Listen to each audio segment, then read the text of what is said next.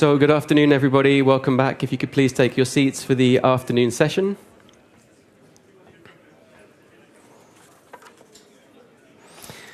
And while we do that, just take a quick poll from the audience. Could you please put your hand up if you're planning to attend the social this evening? Excellent. Full house. Just a quick note, we're going to be having the social at Usein. There will be buses at 5:45, but just in case you're making your own way there, it's Usein Södermalm. So if you go to the other one, you have a very quiet social. Just to let you know about that. Okay. So we have a very packed agenda. Let's bring on the first speaker with no more ado. This is Peter Bank, is the Managing Director of Interaction Nordic. He joined Interaction in 2000, and since 2009 has been the Managing Director of Interaction Nordic, heading up the expansions, development of the organization, and the market growth for Interaction in Denmark and Sweden. And prior to Interaction, Peter worked at the Nordea Group. So could you please join me in welcoming Peter to the stage? Thank you.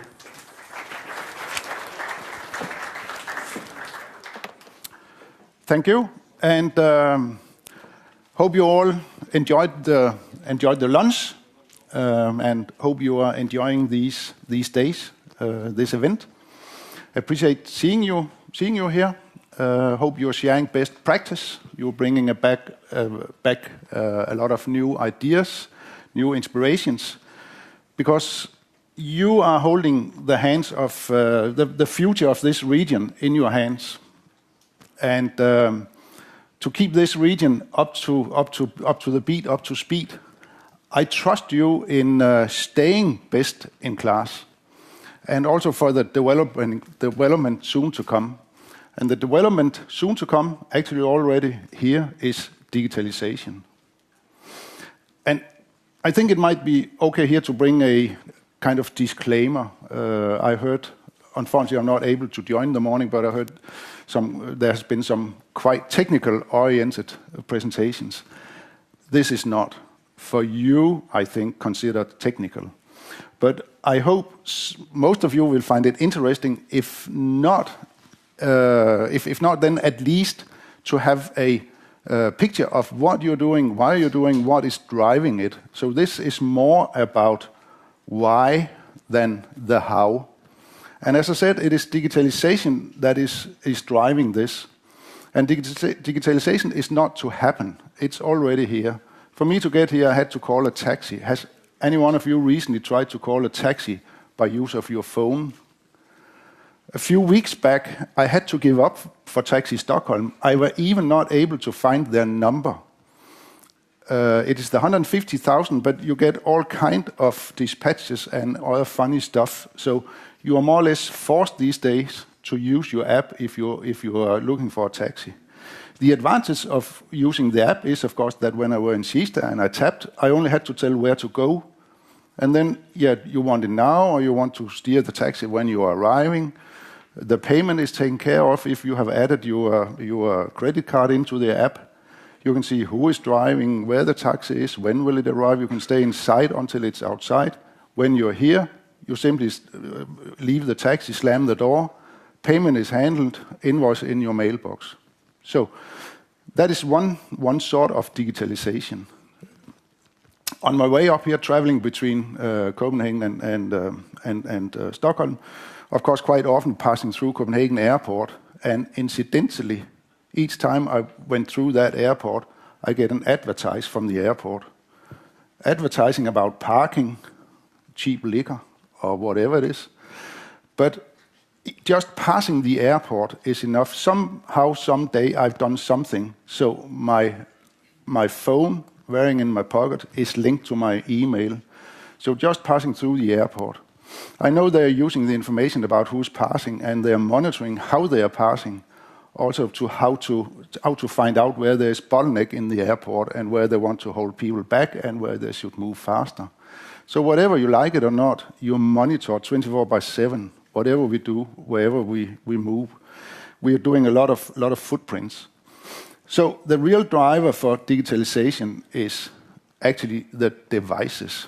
It is the explosion in the technology evolution, innovation.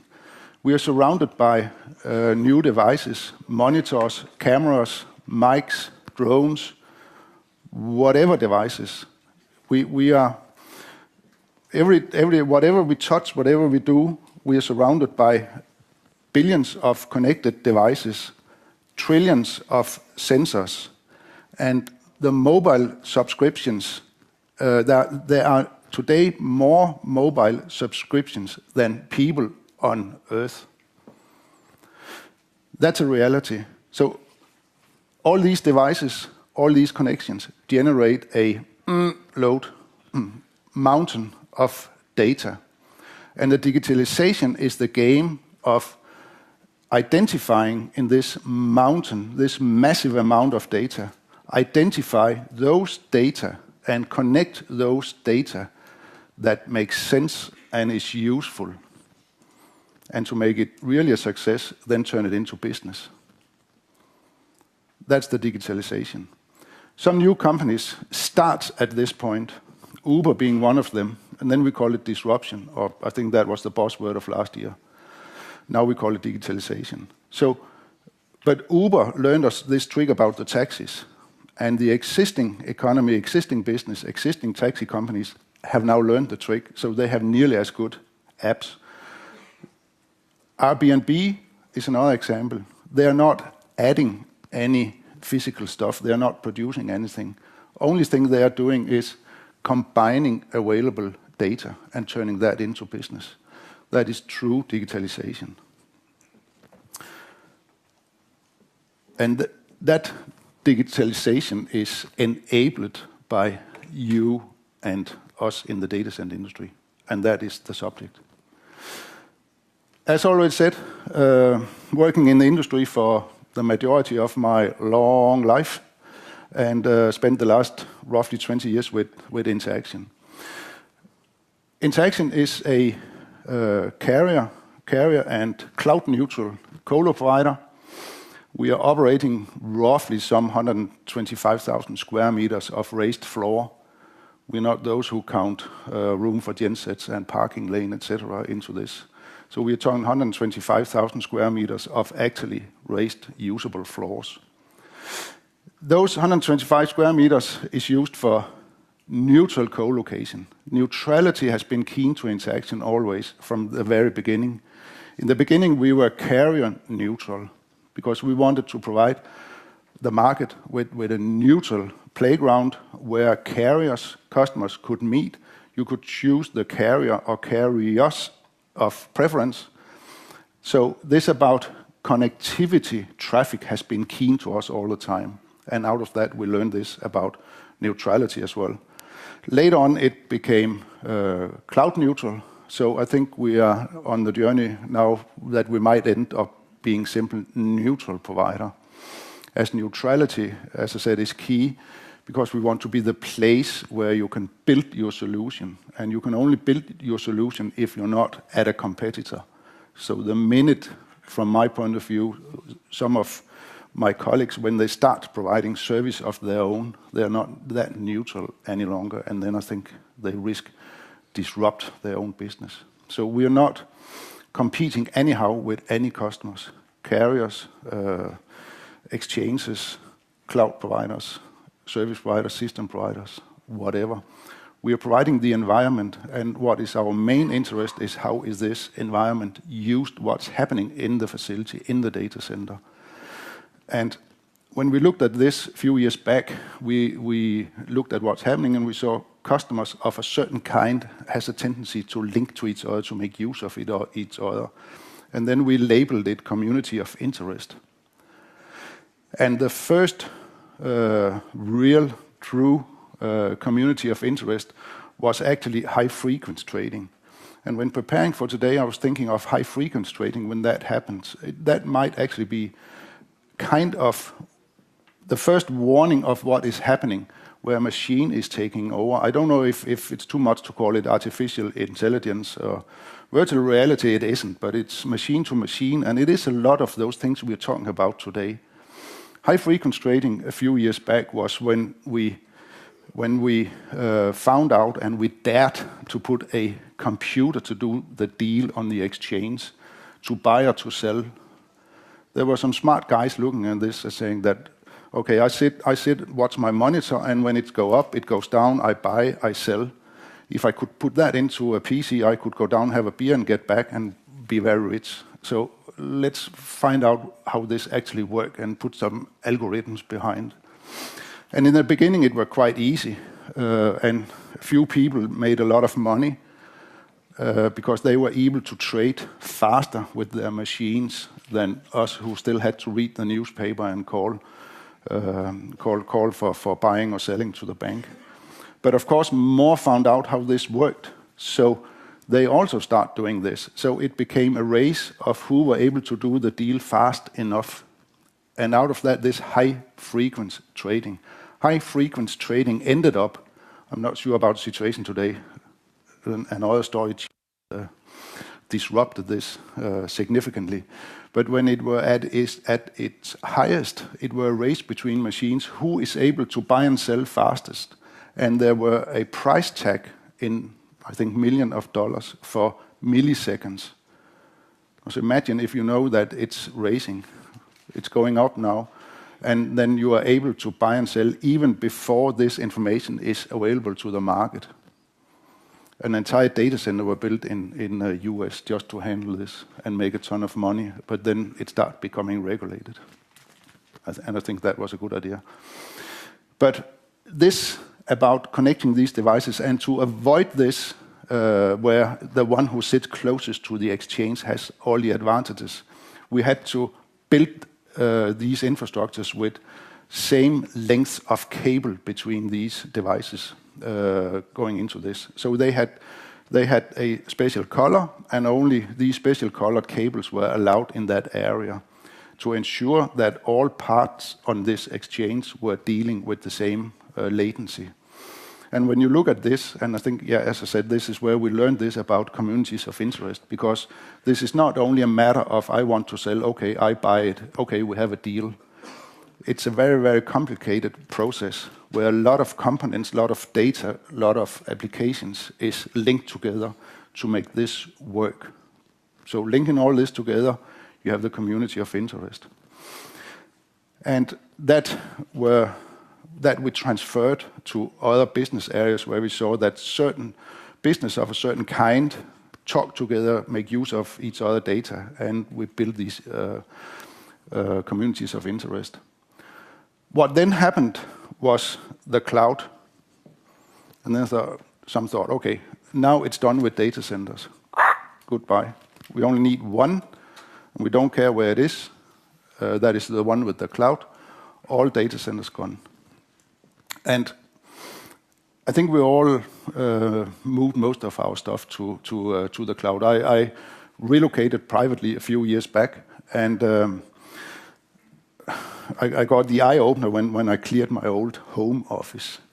It's non-existing anymore. I think most of us is carrying our home office in our pocket today. But a few years back, we had a PC, we had a PDU, we have a lot of devices on our desk. But my pictures is moved to the cloud. And today, we don't even move our pictures to the cloud, but we do our pictures in the cloud directly. So it's no longer a matter of where to store the data, where to store our pictures. It's a matter of how to handle these pictures and how to add a lot of features into these pictures. Of course, you timestamp them, you GPS stamp them, but also if I'm out sailing and I do it while I have my navigation running, I can look at the map afterwards and see exactly where did I do those papers. If I want to share them, social media, whatever, it is more or less just to click, bot, done. So you get a lot of advanced features when you use the cloud. Same goes for our music. We don't move that to the cloud. We stream it directly. It's produced into the cloud, and we stream it. Same goes for our television.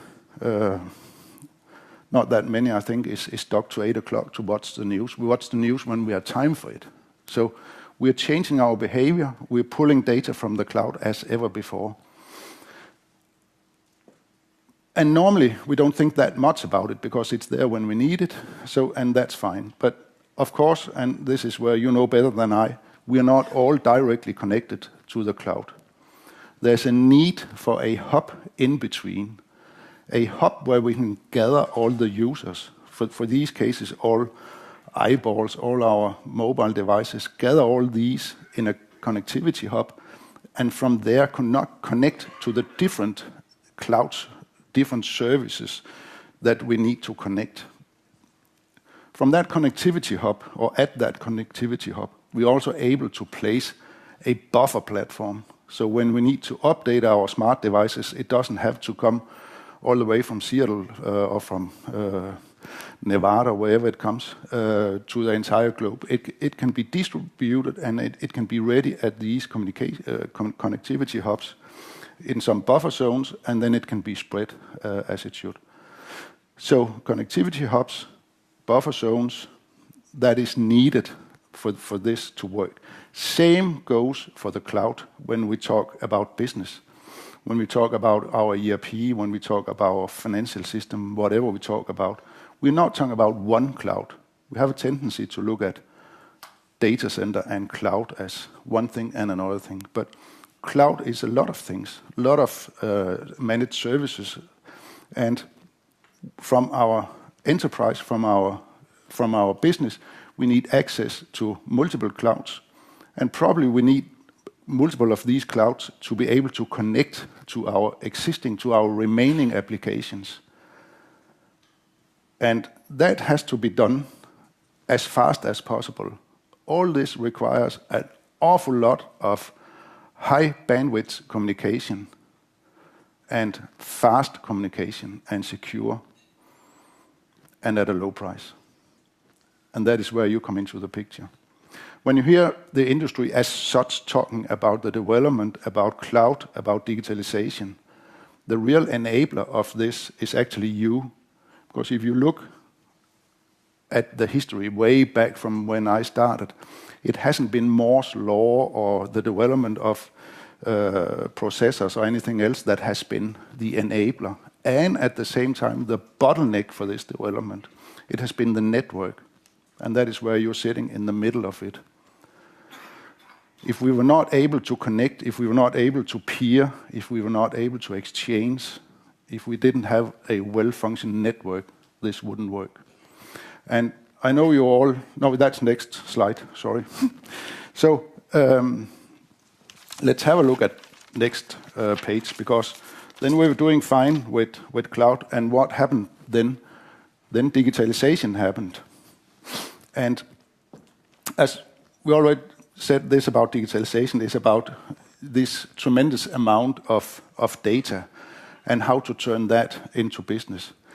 And just a second. And if I'm making use of a shared car,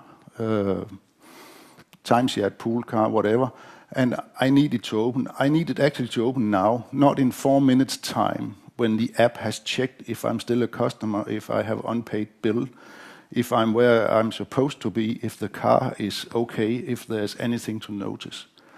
I push the button and then I want to hear click, the car is available to me.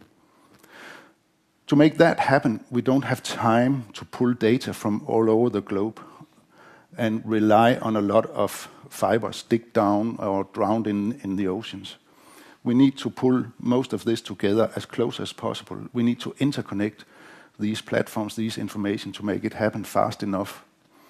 And not only fast enough when I click and want the doors to open, but when I later on drive on, or even better, I take the back seat and put the car in automatic, because I'm reading the news while it takes me to Stockholm.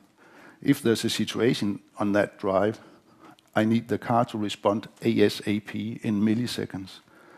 So a lot of this communication, this data, has now to be real time.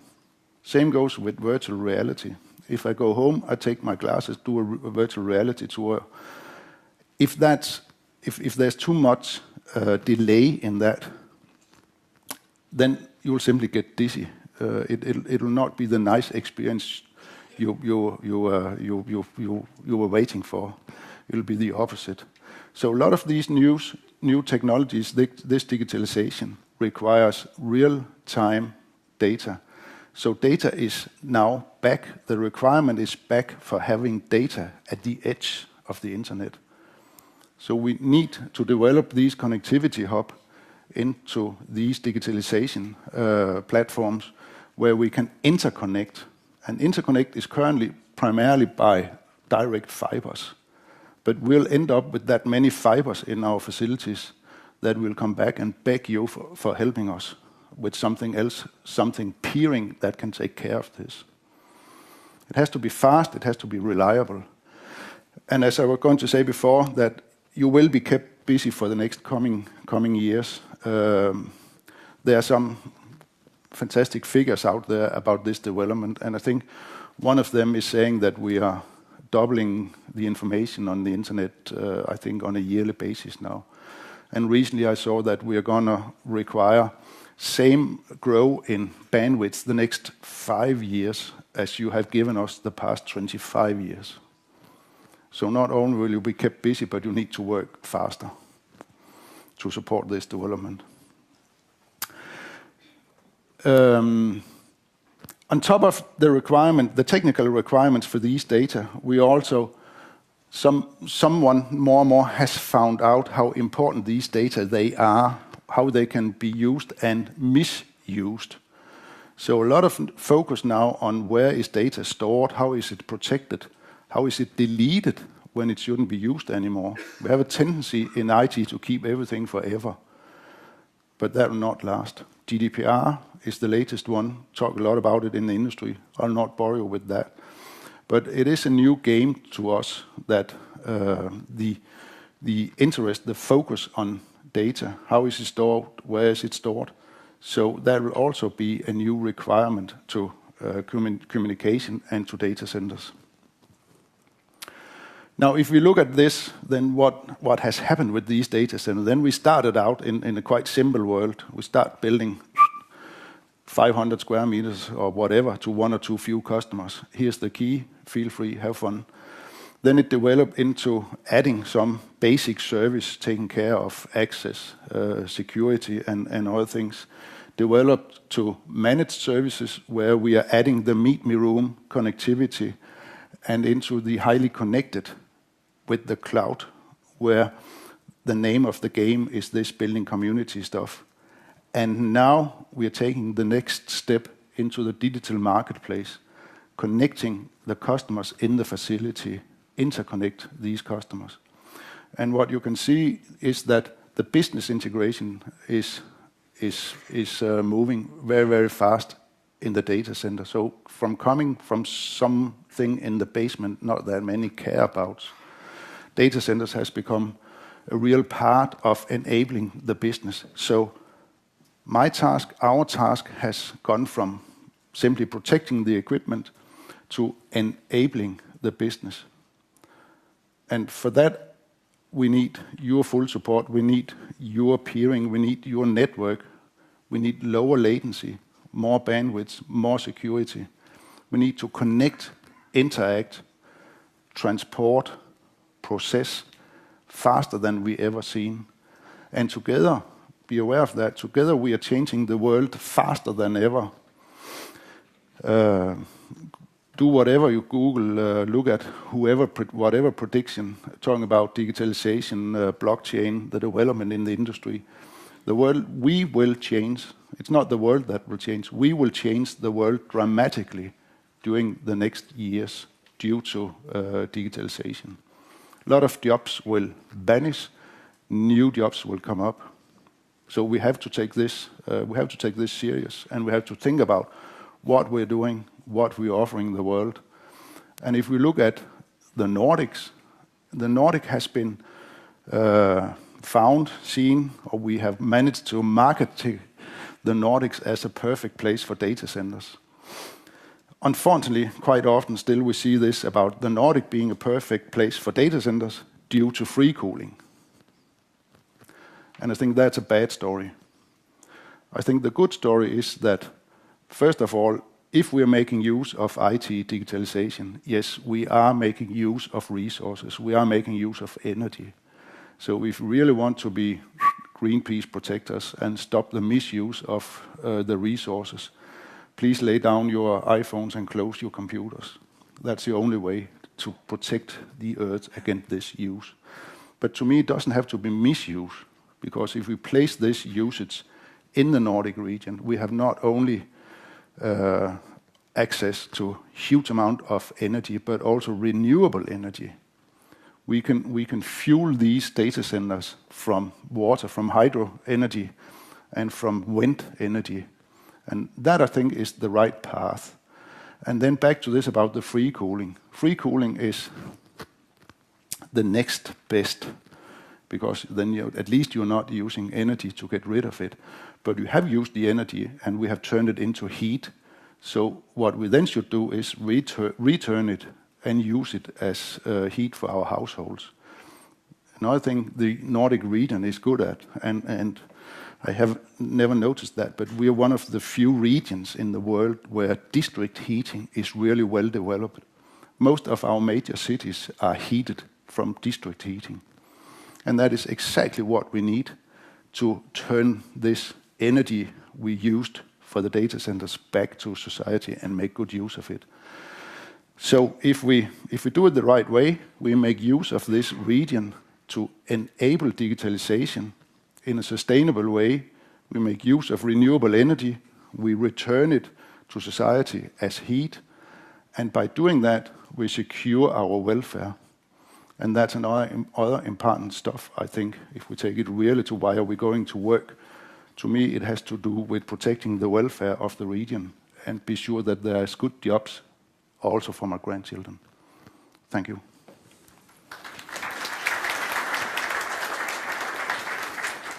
So we have time for one quick question. If anyone in the audience wants to ask Peder anything on his presentation. Any questions? No? Okay. Well, please join me in thanking Peder for a very interesting presentation. Thank you very much. So the next item on the agenda is a little bit different. We're going to have a peering panel on the future of peering in the Nordics. And so I would like to invite the four panelists to come to the stage.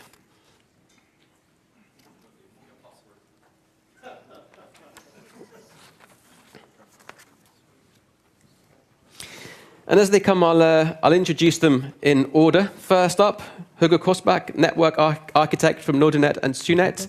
Then we have Mette Colson, head of engineering at Netnod. Alexander Vågberg, backbone engineer at Comhem. And last to the stage was Caroline Pogrenia, I hope I got that right, director of strategy and business development, connectivity, interaction. Please welcome our panelists to the stage. So the format for this panel is going to be, I'm going to ask some questions to the panel, and we're going to listen to the panel discuss the questions themselves, but we have some time at the end for questions, so there will be time to put some questions or some comments from you. But if you do feel provoked, if you feel you have anything you want to say, that's great, but please wait for the question section at the end. Okay, if that's clear, then we'll get going. So welcome, everybody. Thank you for being part of the panel. Just a sort of general question to start, and whoever wants to jump in, just feel free to jump in. What do you think is driving peering today? Where do we see the majority of traffic coming from? And moving forward, where might the peering community like to see more traffic coming from? Is that me, I guess? Well, yeah, by the way, thanks for accepting my self-invitation to this, because I wasn't invited in the beginning, so I just invited myself. Well, I mean, it's quite obvious, right, that essentially 90% of the traffic a regular ISP has goes to like 1% of the internet. So if you take away 10 ISPs from the internet, you probably lose like 90% of your traffic in any general ISP out there. So that is at least my view on it. I mean, I represent an educational carrier, which looks pretty much like any other ISP in general. So I think my assumption is pretty correct. I'm not sure. Alex also runs an ISP, so. Yeah, I'm working with Comhem. We mostly have residential customers, basically 99% of our customers. We can see that the majority of our traffic comes from the 5 big CDNs, since we're an eyeball. And basically, if you remove those 5 CDNs, we have almost zero traffic left. Yeah, and I have the same. I would extend it to maybe 10.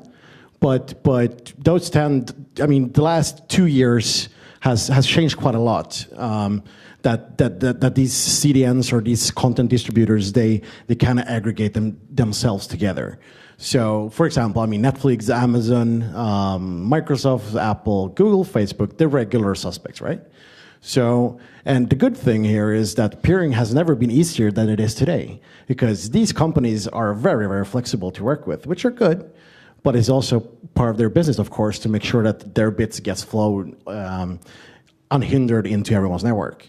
So peering is super easy these days. It was probably a lot harder 10 years ago when I wasn't around. When you had to deal with telcos, because, I've been involved in the peering scene for, I think, 4 years. 4 years ago, everyone was like, oh, I need to get a peering with Deutsche Telekom. Nowadays, like, who gives a shit, right? Like, for a regular telco to peer with another telco, it's so little traffic, it's almost uninteresting to even think about it.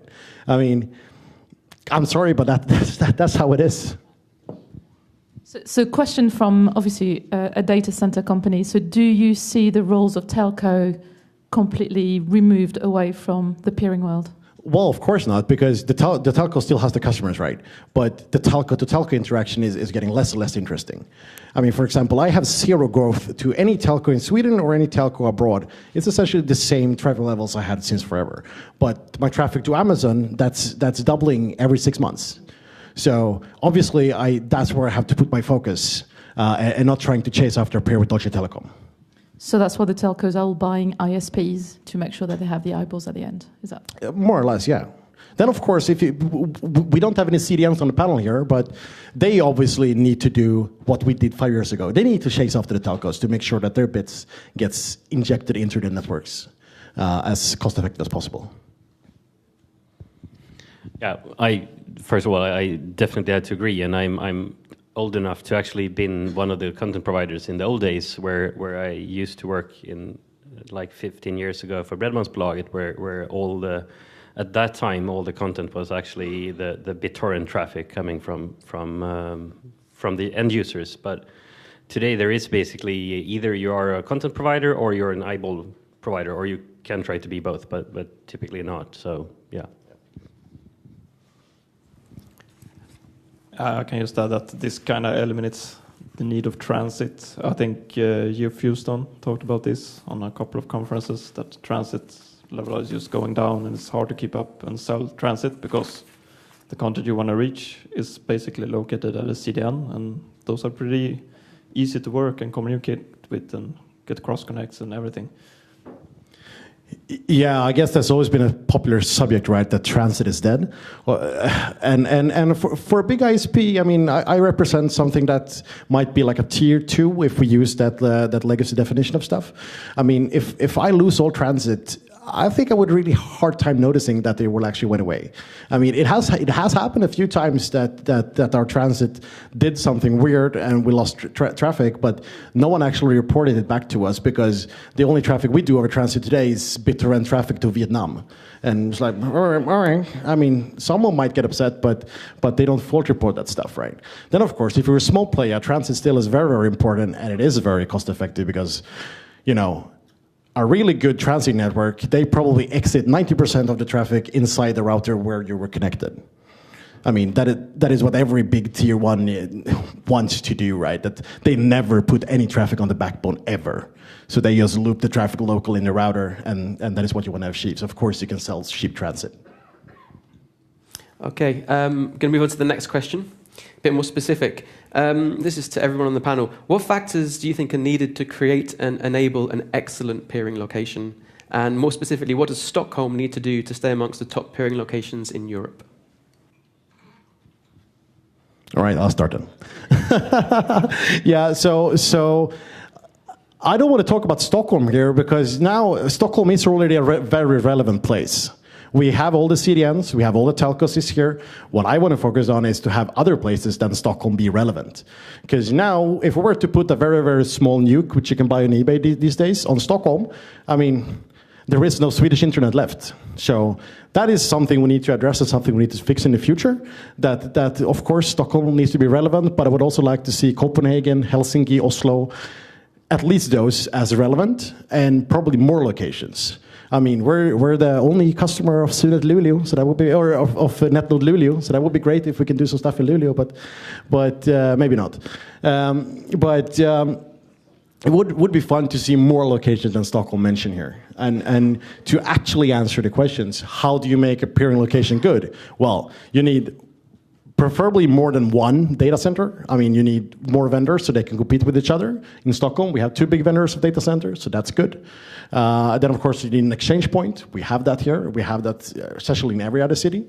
And of course, we need cost-effective of those data centers. For example, I think New York is a good example of a totally broken market. That is so expensive to go there that is hard to do connectivity there. So everyone just does it outside of New York because they decided that it is a very one vendor over there. So going there is very expensive. Yeah, I can just agree. But I think Stockholm is pretty much already sorted, in my opinion. We need to focus, like Hugo says, more on, for example, Copenhagen. There's a lot of both Swedish actors not connected to Copenhagen, even though Copenhagen is unavailable in Malmö as well. So a lot of traffic exchange in Sweden is going to Stockholm and back again. And we're missing CDN providers in Copenhagen or Malmö as well. Yeah, that was actually one thing that I want to emphasize. This is a little bit of a chicken and egg problem, right? So operators want to have a good place to exchange traffic, and the eyeball operators can, as they typically do, exchange traffic. But the big amount of traffic is actually coming to the CDNs, as we talked about earlier, and I think that's something that's going to be basically a driver for being a large internet traffic exchange point.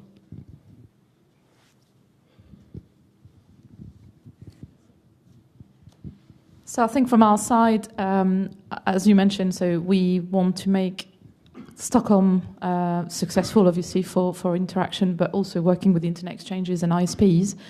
But we also want to work with you, internet exchanges and so on, to develop, Copenhagen and other locations. So that's also important for us. How we do that jointly and get all the CDNs across and all the traffic across to Copenhagen without having to go back and forth in Stockholm, I guess, needs a little bit of joint work between, obviously the ISPs, internet exchanges, and so on. So we're happy to try to facilitate that going forward. Okay, great. So we've talked a little bit about locations. Let's sort of focus on some new markets. So there are clearly new markets opening up in the IX space. One could think of maybe enterprises, for example. What do you think are the needs of some of these new markets, and what would the challenges be in helping to serve them? I'm not going to start on this one. I think this is an interaction question, I would say. Like, what do you mean with this? I think it's also internet exchange related. So we, as you know, we work really closely with all the internet exchanges across the whole of our footprint. So, obviously Netnod very strongly in the Nordics. And talking to the internet exchanges, there's suddenly a strong appetite from some enterprises to understand what peering means. Before it's been kept away from the enterprises by the telcos saying, don't worry, Mr. Enterprise, we'll do the network for you, we'll do the IP transit for you, and so on. So you don't have to worry about, about the peering. And suddenly we see all these banks or SIs and so on realizing that, I'm a bank. I've got also Apple on the other side on this internet exchange. I can do Apple Pay straight away instead of having to go via BT or other carriers. So there's a facilitation there.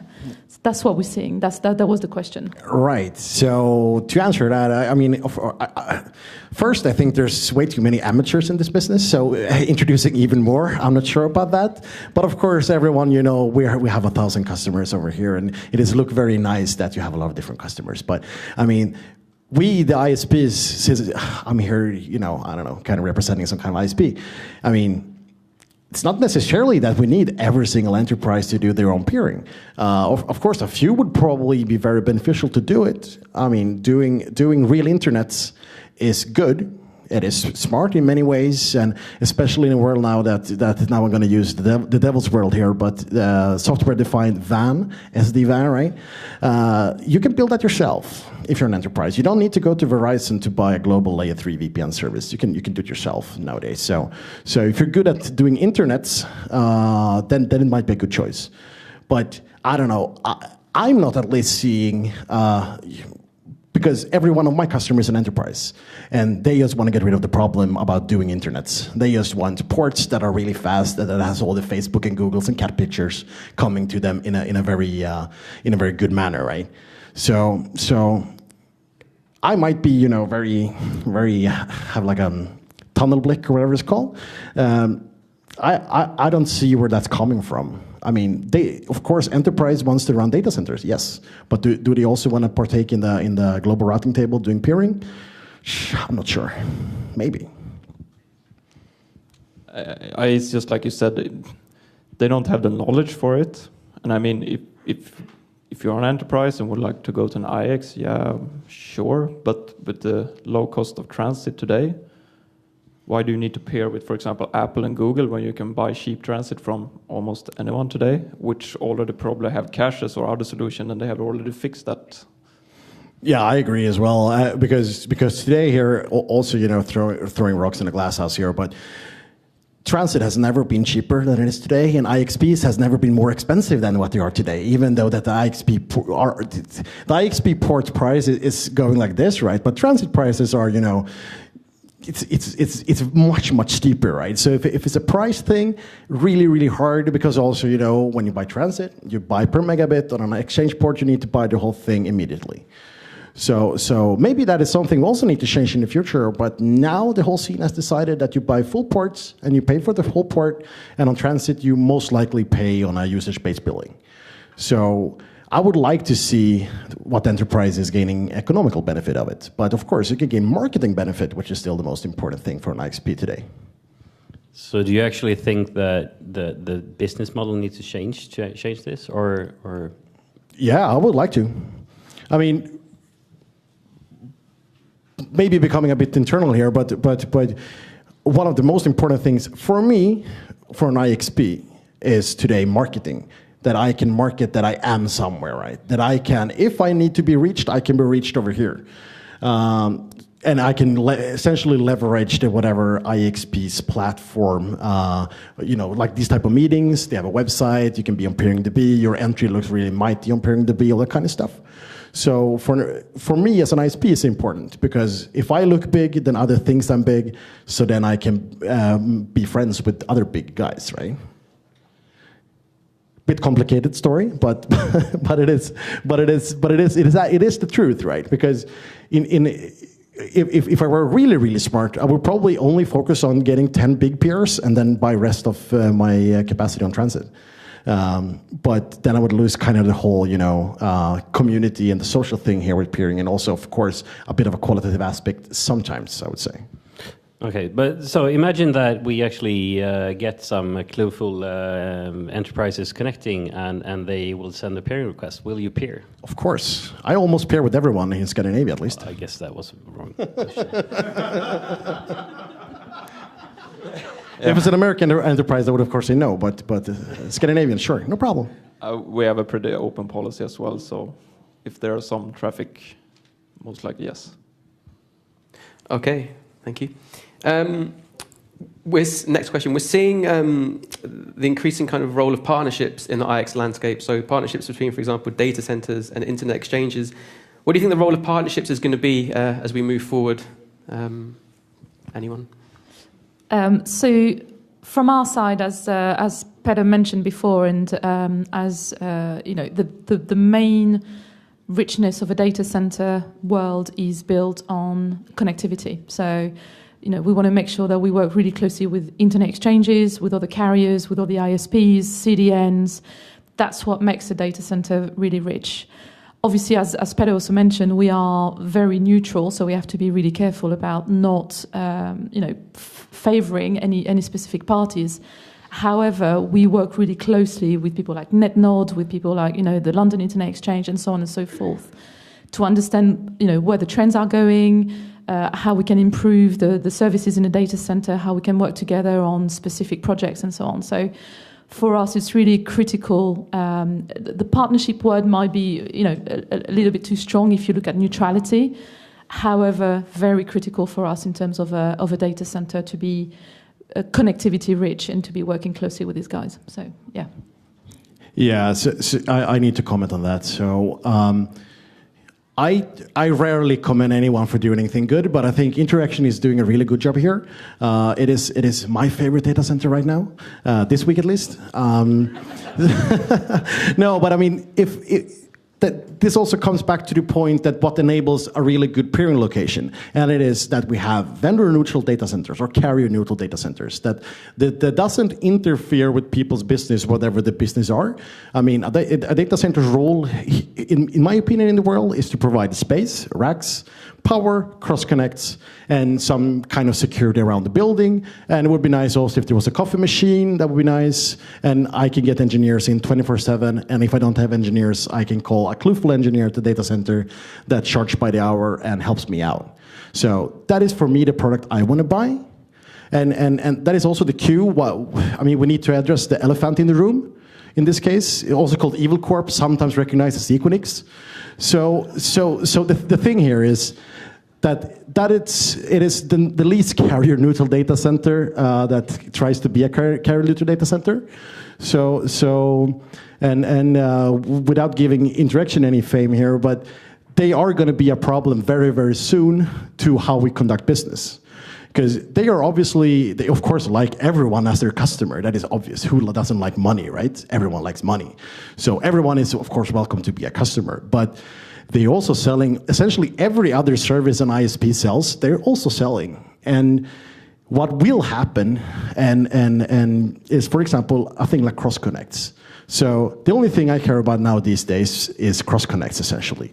I mean, I build PNIs. That is how I build out connectivity. I'm big enough so that I can motivate 10 gig PNIs to almost whatever. I mean, if you have 500 megabit of traffic with me, a 10 gig PNIs makes sense. That is a very cost-effective way for me to get rid of my traffic. So cross connects is on top of my list here on the first column in my mighty Excel sheet. So what will happen is, for example, a big data center provider, could be Equinix, could be someone else, will of course spike the price on cross connects for us, but to their own services it will be included. So for me, that's a definition of not being carrier neutral. So I'm just here to give a warning finger about that winter is coming, right? So I would love to do cross connects over Interaction as long as you keep the prices low. I mean, that's going to be very important in the future. And that is how I decide data centers these days. I mean, what type of cross connects do they do? What do they cost? How many can I get for this amount of pricing? And are they correctly installed? It costs me so much money to do them. Yeah, I see there's a few customers over there that has done good cross connects in Bromma maybe. But it cost me, 3 years worth of that cross connect if it's wrong from the beginning. So accuracy is a key, right? Sorry for making a monologue of this. Sorry. But to add on that, the Equinix thing is the same with their IX, which is basically free cross connect if you connect to it, which is, in my opinion, illegal competition since you have to pay to connect to any other IX. That's not. It's not a legal competition, neutral. But it's not carrier neutral. It's not carrier neutral. I think it's. Any more comments on that question? No. Okay. What do you think should be done? This is for everyone on the panel. What should be done to help make things easier for peering communities as we move forward? First of all, I am going to talk a little bit about things that maybe not too much about us, but for example, peering DB is one thing that has happened and is improving very much to the peering community, and I think also automation for setting up peering and is something that's really important, and we should try to emphasize that it's a good thing and improve. Another thing that we should try to do is also make everybody put in their routing information and route objects in the RIR databases so that we can make sure that we build a better and more stable internet and start filtering and yeah. So from a non-internet exchange person, we do get a lot of requests from external European people who want to come and peer in Europe to say, why is it so difficult to have to go to Netnod, to AMSIX, to DKIX, to Links when we want to peer in Europe? So we have had the question quite a few times on, is there any way that there could be a federation of internet exchanges? And I understand the competition and so on, which is usually what we go back with, but some sort of federation of internet exchanges to make it easier for non-Europeans to come and peer in Europe.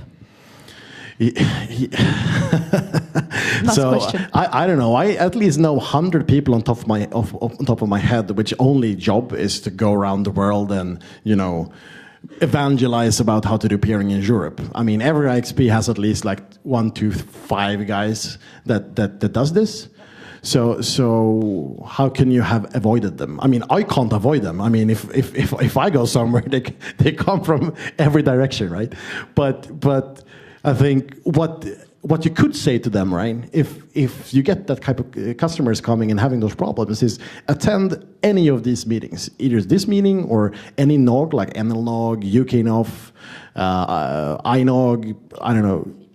Yeah, EPF and GPF, of course, but those are kind of specialized events for people that's already been evangelized, essentially. So that is, it's in Swedish it's called the Club of Inbördes Beundran, essentially, or Gentleman's Club, or whatever it is, that everyone just sits there and tap each other's back. But these NOGs, I think, is the enabler of getting a community going and also getting into the community in a very, very quick manner. Because I think, like, people in general here are very welcoming and would like to help people into the business. I do agree, and I think that even if the peering community is sort of a closed by invite, by being their thing, like the Illuminati, essentially. Yeah. Yeah. Well, yeah. I did have a discussion with one of our customers that recently tried to improve their pairing footprint in the Nordics, which is an international customer of ours, and that customer told us that it's actually hard to try to get information and talk to operators and get pairing from them. Yeah, I totally agree that the operators are hard to get hold of, right? I mean, the older they are, the harder it is to get hold of them. So I'm not sure how we do it. I mean, I have pretty good contact with all the operators, but I can totally see that it is hard for others to get that, because operators has been doing this for 30 years. I think the operators are kind of bored. I mean, that's at least my take on it. But imagine this is one of the big ones, and actually trying to pair with everybody, not only the big old guys, but also the new young guns. And it's apparently it's quite hard to actually get pairing.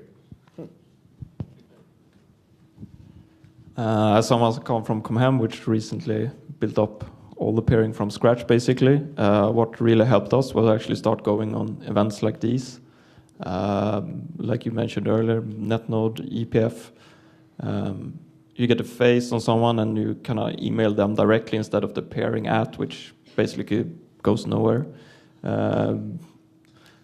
You have to approach people in these events. For example, the Russian people, they don't come to you, you have to go to them. And I think they're going to have to use the same methodology, taking contact, going to someone, ask, see, we have some traffic, would you like to pair? And the answer is 90% of the times, yes. Yeah, that I guess is true, right? I mean, and also going to the Russian events are kind of fun, right? So it's not a bad thing, right? But it is an interesting thing that we're working with connecting things digitally, and the way we do it is by meeting non-digitally to enable it. It's kind of like ironic in a way that the most effective way of enabling digital connections is to meet over a beer. It's like, but it's always been like that. It's kind of weird. Beer solves everything. Okay, I think we'll find consensus on that one. So the next question is fairly open-ended, so if you could try and be quite brief in your answers, if possible, just for the sake of time. Are there any conditions specific to the Nordic region that you think we should focus on moving forward?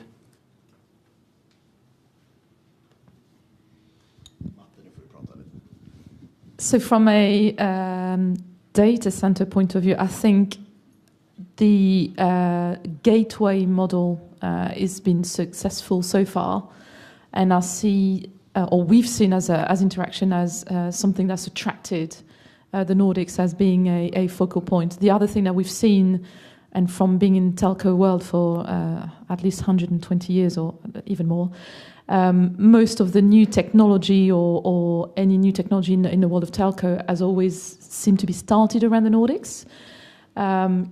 With the mobile phones, the 1G, 4G, whatever testing and so on. So keeping that strong, innovative side of things, I think, is quite important for the Nordics to stay ahead. Yeah, I do agree, and Nordics has both a good placing in some sense and a really bad placing in other senses. If you look geographically, we are sort of as you said, the gateway to the east, to Russia and other parts of the country. We are also actually located where it's actually quite cold most of the time of the year. So actually, quite a lot of data centers actually establishing here, and that's not maybe too bad, even if it's cold over half time of the year. And also one other thing that's is that the internet to the home is actually both very, very established here, and the average connection bandwidth is also quite high. So typically, if you look at some stats, you probably see that over 80-90% is actually streaming high definition video to their home, which also increases the bandwidth uses. Okay, any other comments on that from the panel? If not, I will open up the floor to questions. So there's been quite some interesting discussion here, not complete agreement. So let's hear any questions from any of the panelists on anything we've talked about so far. Just raise your hand. Don't be shy.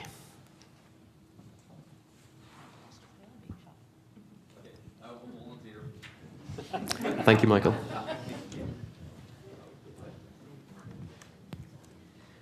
Michael Abrahamson. So Jeff Houston keeps saying a lot of stuff. For instance, that transit is dead.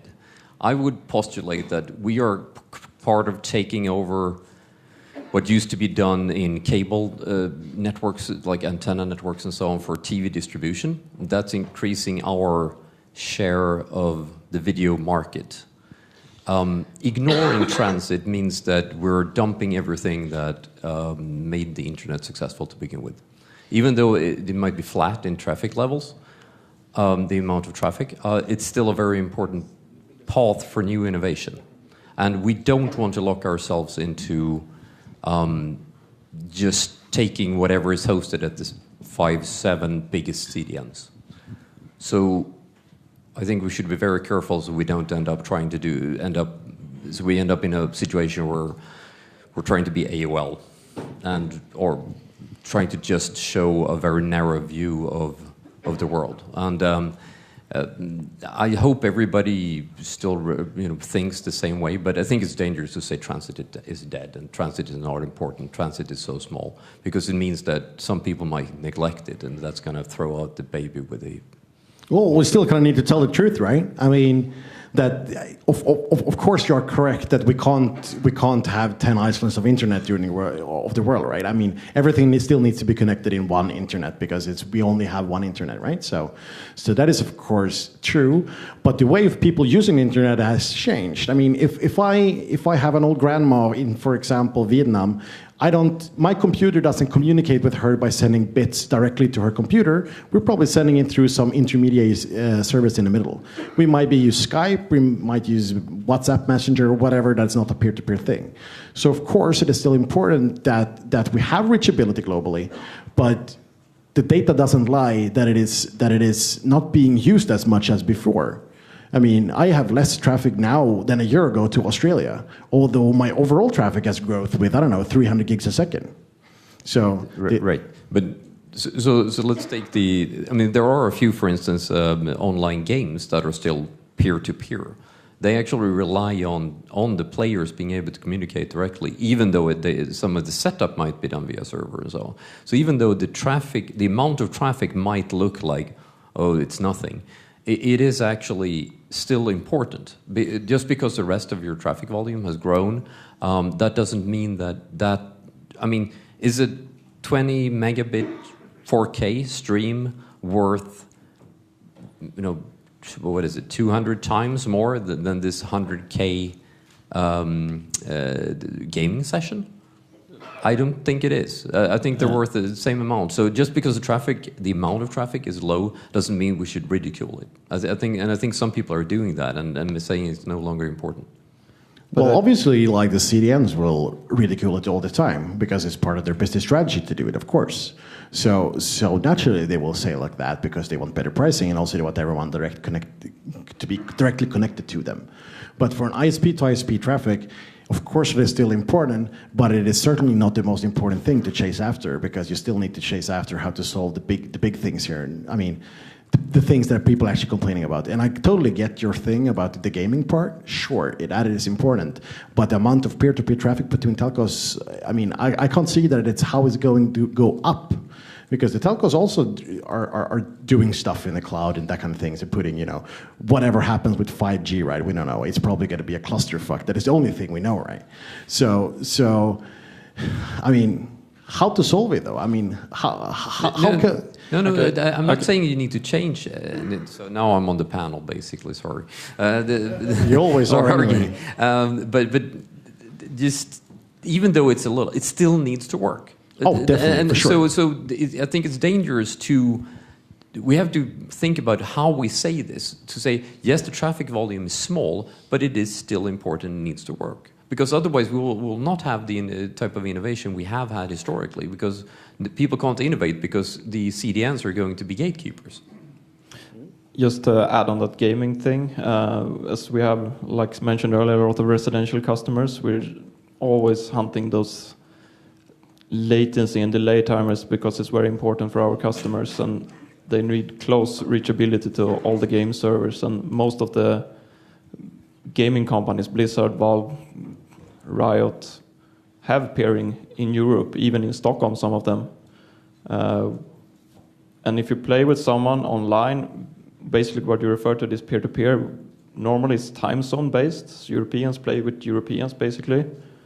And most of the traffic is actually exchanged over an IX or a PNI in our case.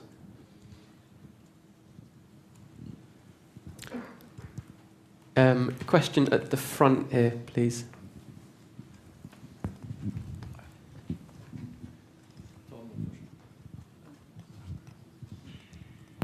I just want to offer a suggestion to combine something we learned today. You were looking for traffic in Durio, and I just calculated here that if you take the guy with the cows and we put those transponders on the reindeers, if you have 277 billion reindeers, it's a 10 gig.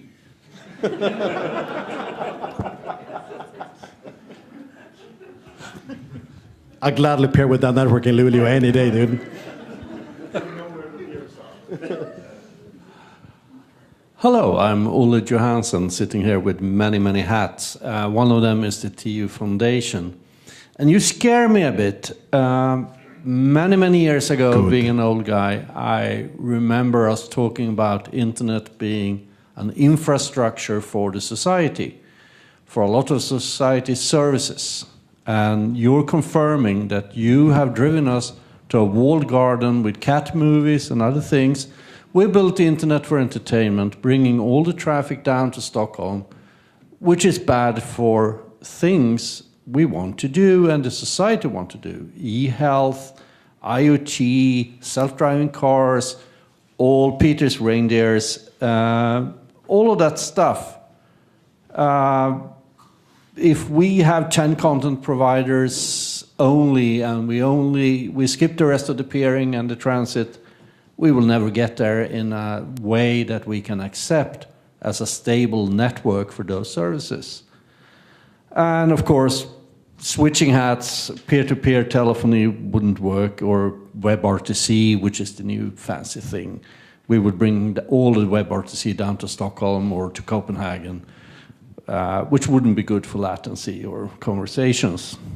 I really think that what you're saying here strengthens our view from the foundation that we really, as a community, all of us here in the room, need to focus on how to get back to a grid, how to get back to something that we as technicians can stand up and say, this is good enough for e-health, this is good enough for IT, this is gonna take care of all those services we're gonna depend on. And when you've done that, I can safely sit in the back seat of my car and let the car drive itself. But I really think we need to focus on those questions. And I think, Hugge, you have some things to say about that. Well, I mean, depending on who you ask, right? I mean, if you get the Amazon salespeople here, they would say, it's fine, just put it in AWS and it's all good, right? I mean, put it in the cloud. Hello, sir, can I tell you about the cloud? I mean, it's like, you know, they come knocking at the door as Jehovah's, right? So, and giving out the book about the cloud. It's like, hello, sir. So, so that will work for a lot of applications, but maybe not for all of them, right? And nothing is gone, right? I mean, it's the whole stability of the internet is still there, but if we only, you know, I mean, obviously I'm telling ghost stories here, right? That is kind of part of the equation here. That if we only focus on volume, which we are kind of doing, like IXPs, they market the volume. It's like, oh, we hit a new mark with great volumes. It's like, all right, that's a whole pool of 1 terabit of Netflix data. Who cares about that, right? So we need to invent something so we can prove other types of quality than, yes, a lot of bits goes over these big pipes. It's like, there's no one that cares about latency anymore. I mean, this whole bredbandskollen thing, right? I mean, that is not showing anything. It's just showing about that you can upload or download a big file to a server in Stockholm. It's like, that doesn't prove absolutely nothing. What would be interesting in the future is, can people from Säffle, how long does it take for them to reach, 100 different places in Sweden, for example? That would be interesting, but who's going to pay for it? Are you going to pay for it? I'm not going to. So. And also, I think that you're partly right, but and the focus has been on the big traffic here, and what we haven't talked about at all is actually the operators is actually appearing typically, except if you're one of the big ones that actually want to earn money on getting traffic from other operators. So I don't think it's really that bad as you sort of are afraid that it is, but it's somewhere in between, I think. We should also, this is just theoretical examples, we won't get rid of transit, for example, they will always be there, but the traffic volumes will decrease heavily. Yeah. Okay. That's a very interesting panel. Thank you for the feedback from the floor. After this, the coffee break will be at 3 o'clock. But if you have felt provoked by any of the discussion that we've had, we're taking some video footage of people that want to talk about peering. So if any of this has riled you significantly and you want to make your opinions known, come here just before, at the start of the coffee break, and we'll talk about doing a quick video interview. But for now, please join me in thanking very much our panel today for an excellent panel. Thank you very much.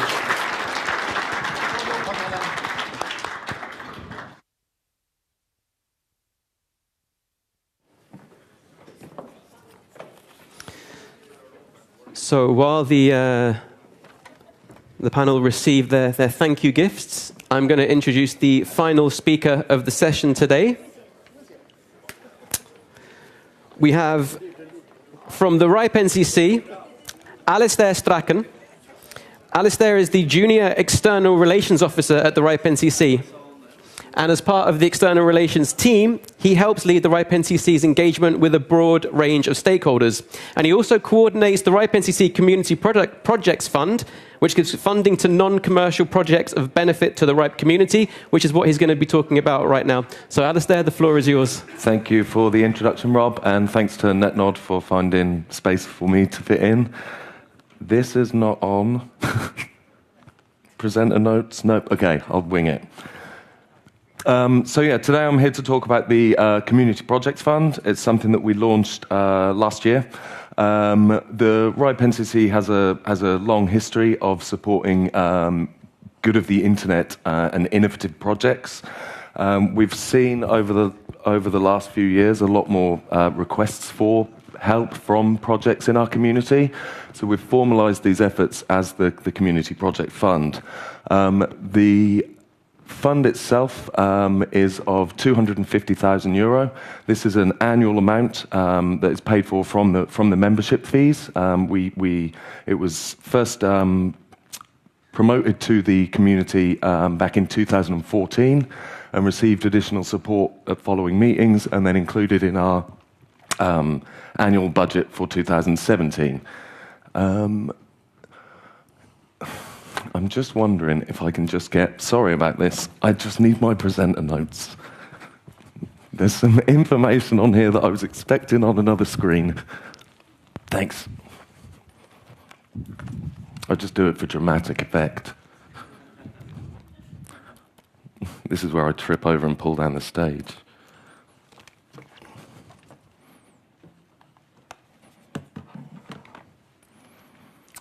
So yeah, starting again. The fund itself was wrong screen.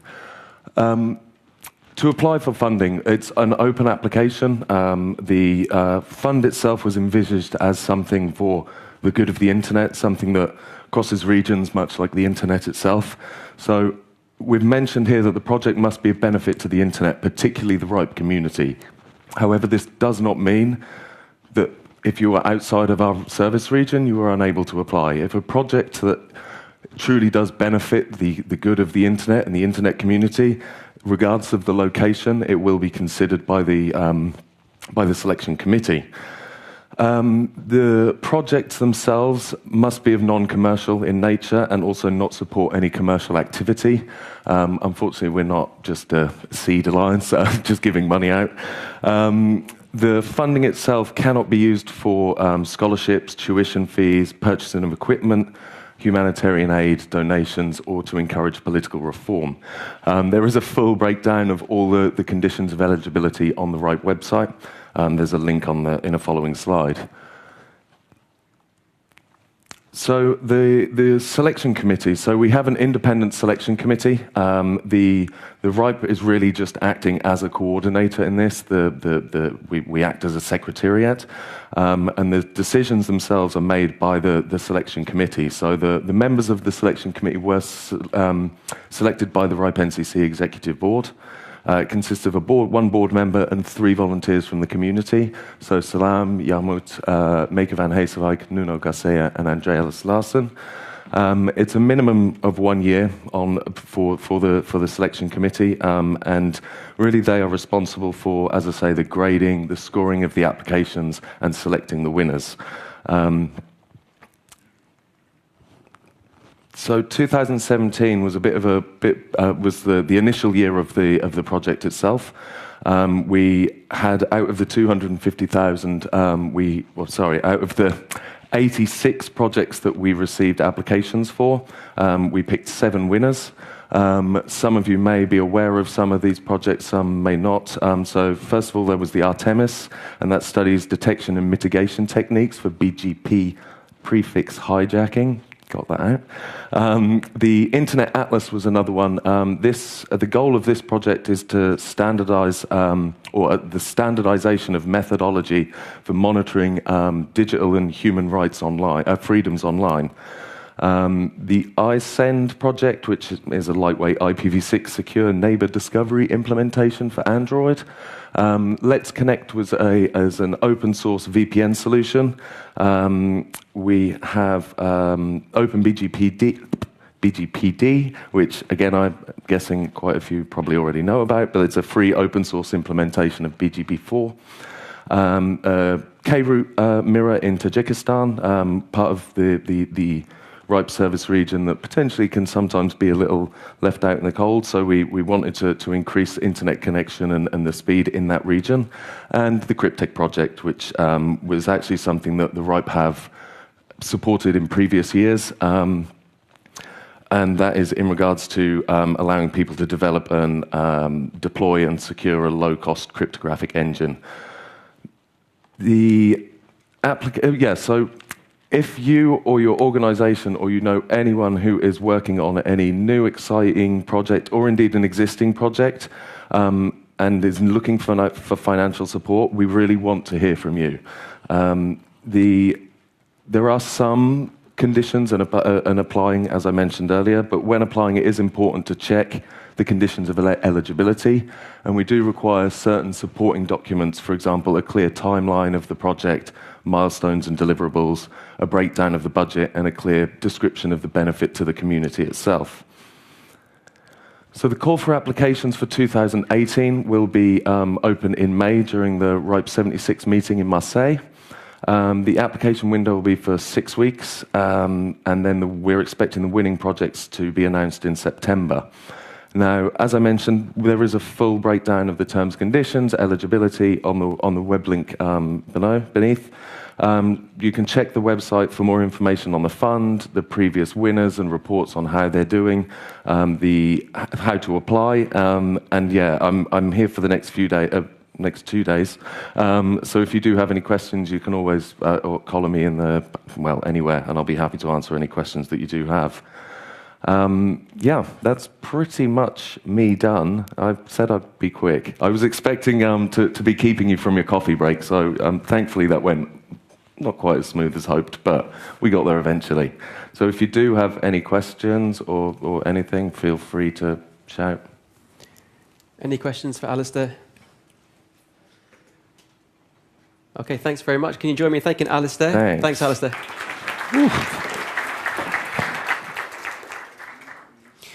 So just before we let you go for the well-deserved coffee break this afternoon, I'd like to get a show of hands. This is the first time in my experience at a Netnod meeting where we've done a panel such as this, and I'm just curious from the room, from a show of hands, would this be something that you would like to see again? If you just show of hands, Hugo's hand goes straight up. Okay, so we have fairly good support for more panels in the future. That's great, thank you very much. So I suggest that we're about 10 minutes early. I don't think anyone's going to object to a bit of an extra coffee break. So let's break for coffee now, and we'll see you for the final session this afternoon at, let's see, 3:30. Thank you very much.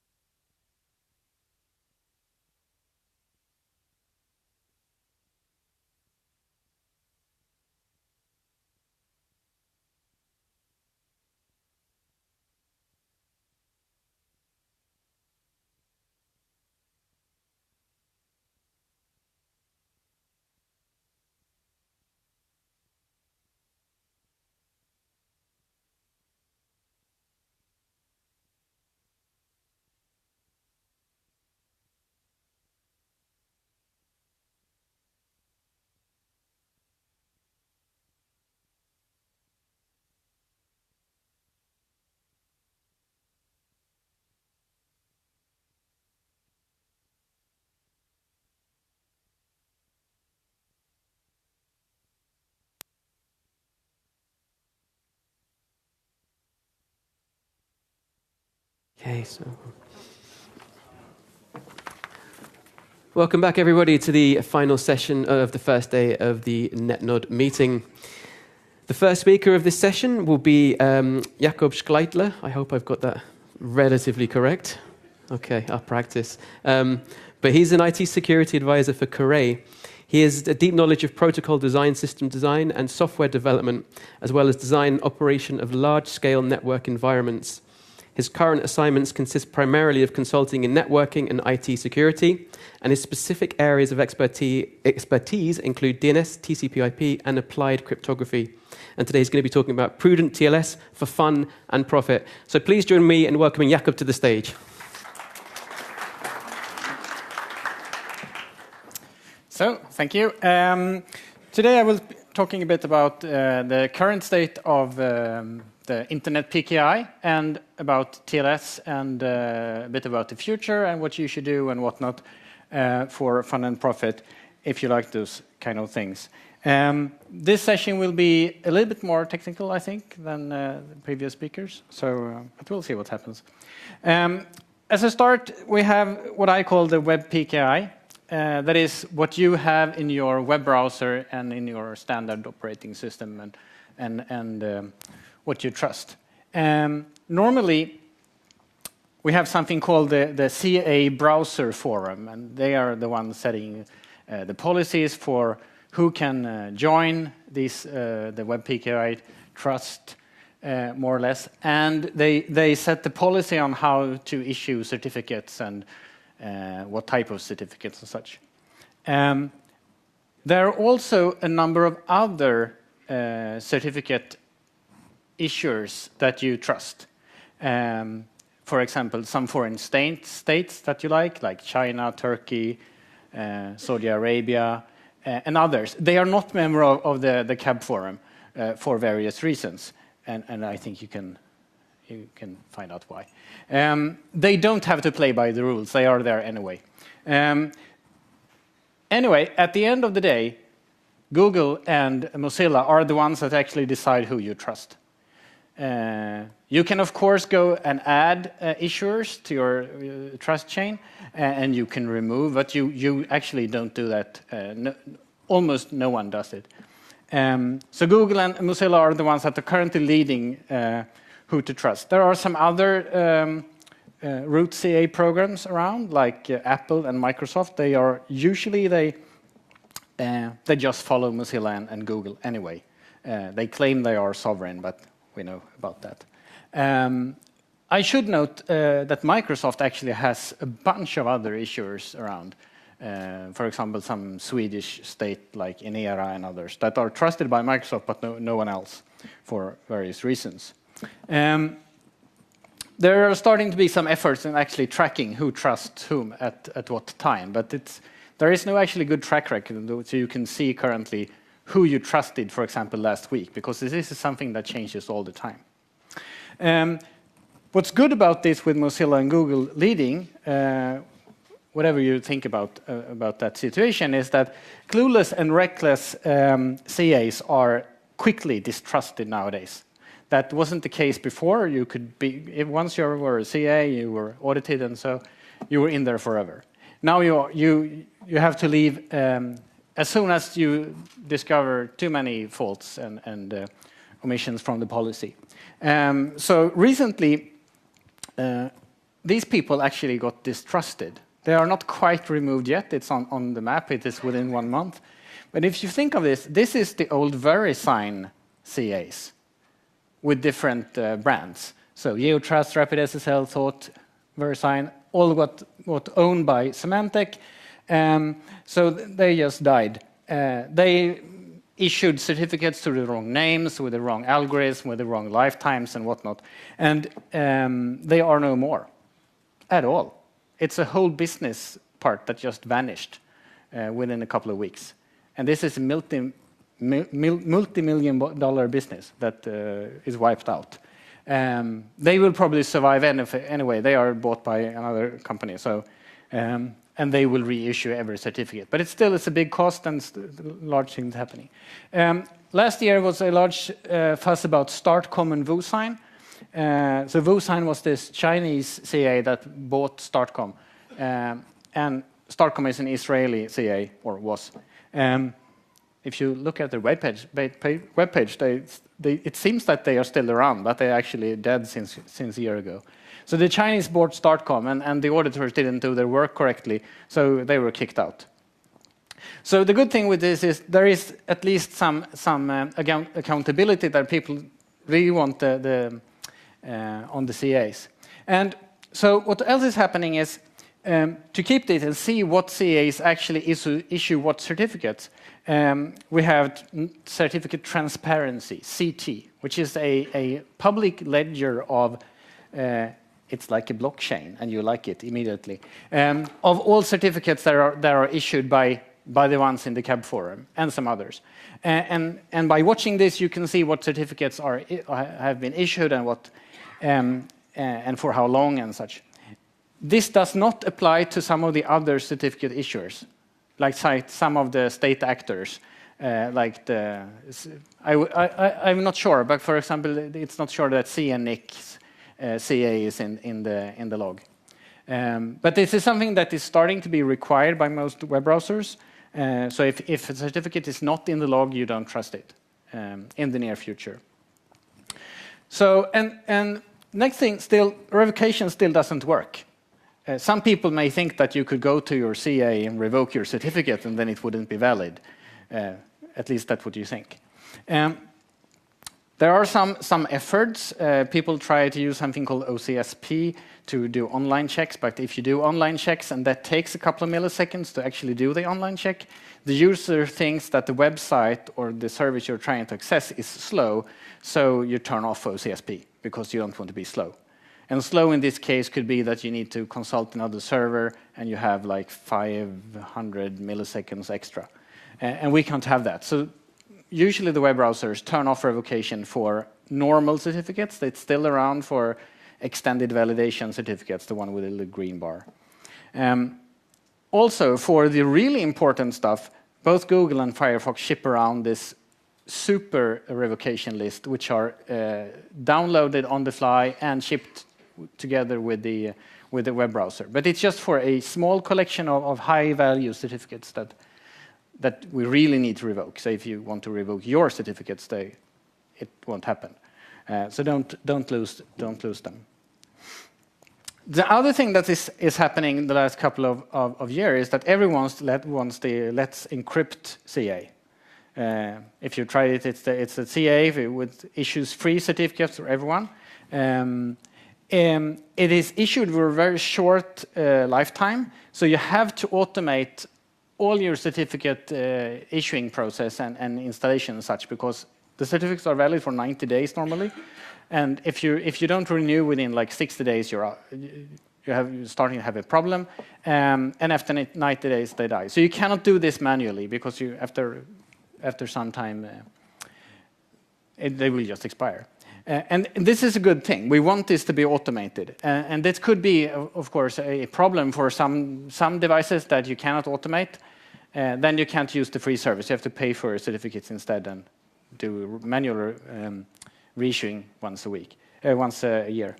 So if you look at how many certificates they actually issued, it's quite a lot. They started in January 2016, and now we're up to 70 million certificates after about 2 years. No other CA has grown this fast. And they are still free, and they will continue to be free if people sponsor them. So this has resulted that in all other CAs, they are actually struggling to keep up. The only reason for choosing anything else is that you can't automate or you want to have the green bar, the EV certificate. I can see no other reason today. Let's Encrypt even started with wildcard certificates last week, or was it this week? So other certificates are either for non-automation or for stupid people. So what you need to do and focus on once you have your certificates, it's some sort of reasonable configuration. And the first one you should know is with DNS, is that if somebody has control of your DNS, they own all your certificates. They only need to be able to update your DNS for a couple of seconds to issue any certificate, except for the high-value EV ones. But normal certificates that will get you past the trust in your web browser, a couple of seconds, and you can get a certificate. So if you should protect anything among your assets, security-wise, it's your DNS. So even a small amount of time, and you're done. There are some DNS-based mechanisms with certificates that you may or may not have heard of. CAA, for example, is a new record type that tells the CAs if they are authorized by you to issue a certificate for your domains. This may sound like a good idea, and I'm pretty sure that the one invented it thought it was a good idea. The problem is that, of course, the CAs are free to ignore it. If you have a CA outside the CAB forum, and there are plenty of them, they just ignore CAA and they will issue certificates fraudulently anyway. But this is an example. This is for my domain, and I have a flag that says that I only accept certificates from Let's Encrypt, or at least I ask Let's Encrypt and the others to only issue certificates if it's encrypted, which is a CA. The next thing, which I personally, of course, think is better because I invented it, is TLSA, which is the Dane record type. This is something you put in the DNS, so you could control and say that for this domain name, I want you to have this key or this CA and nothing else.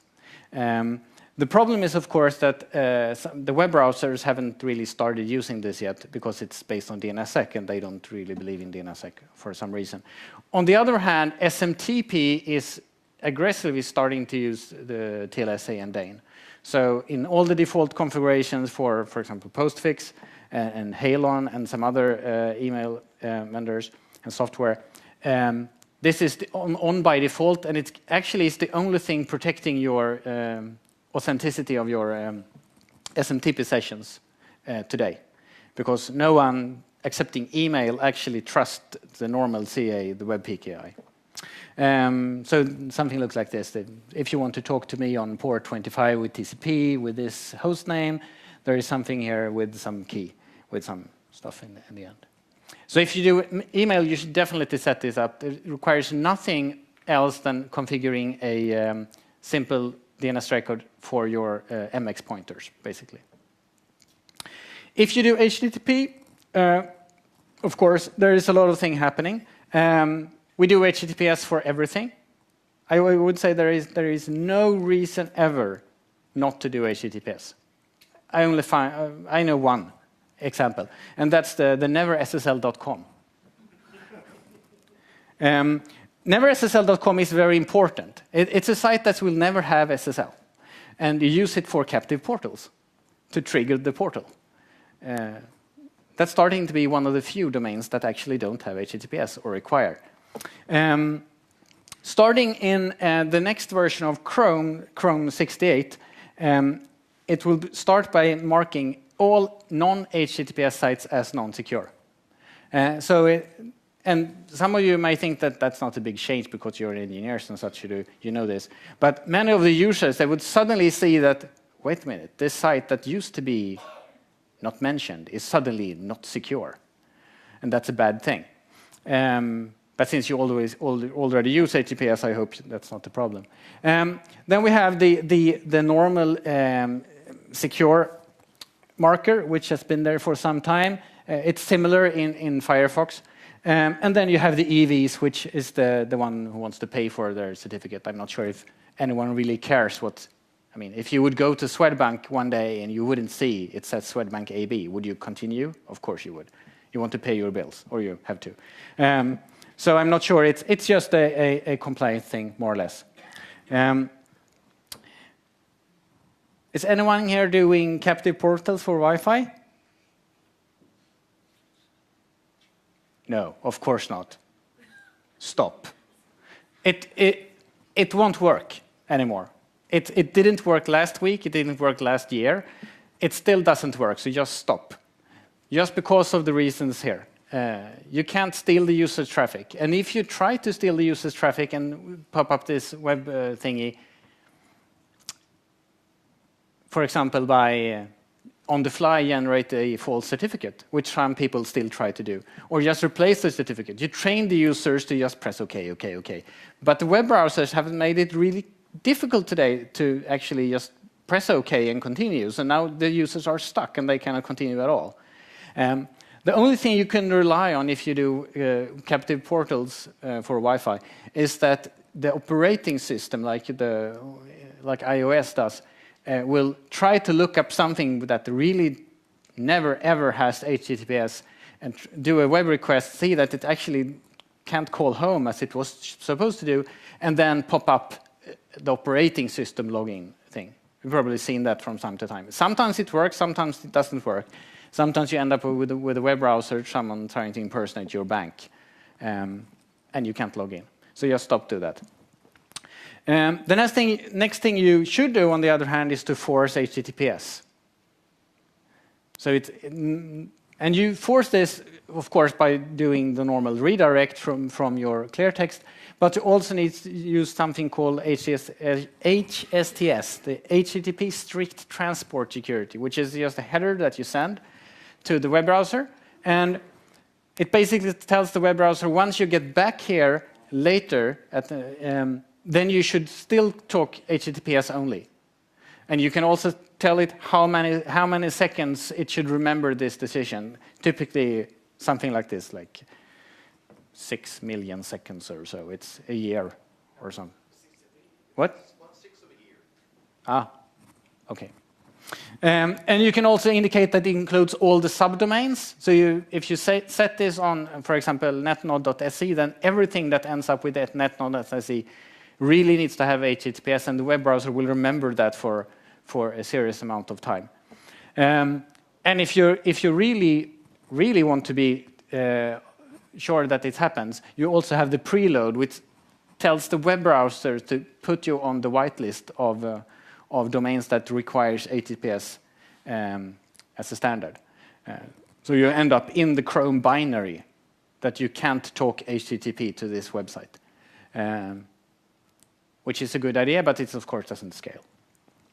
The next thing that I would like you to use, but you shouldn't, is the HTTP public key pinning, which is you also in the HTTP messages indicate what is the public key of the website, and ask the web browser to remember that for all time, more or less.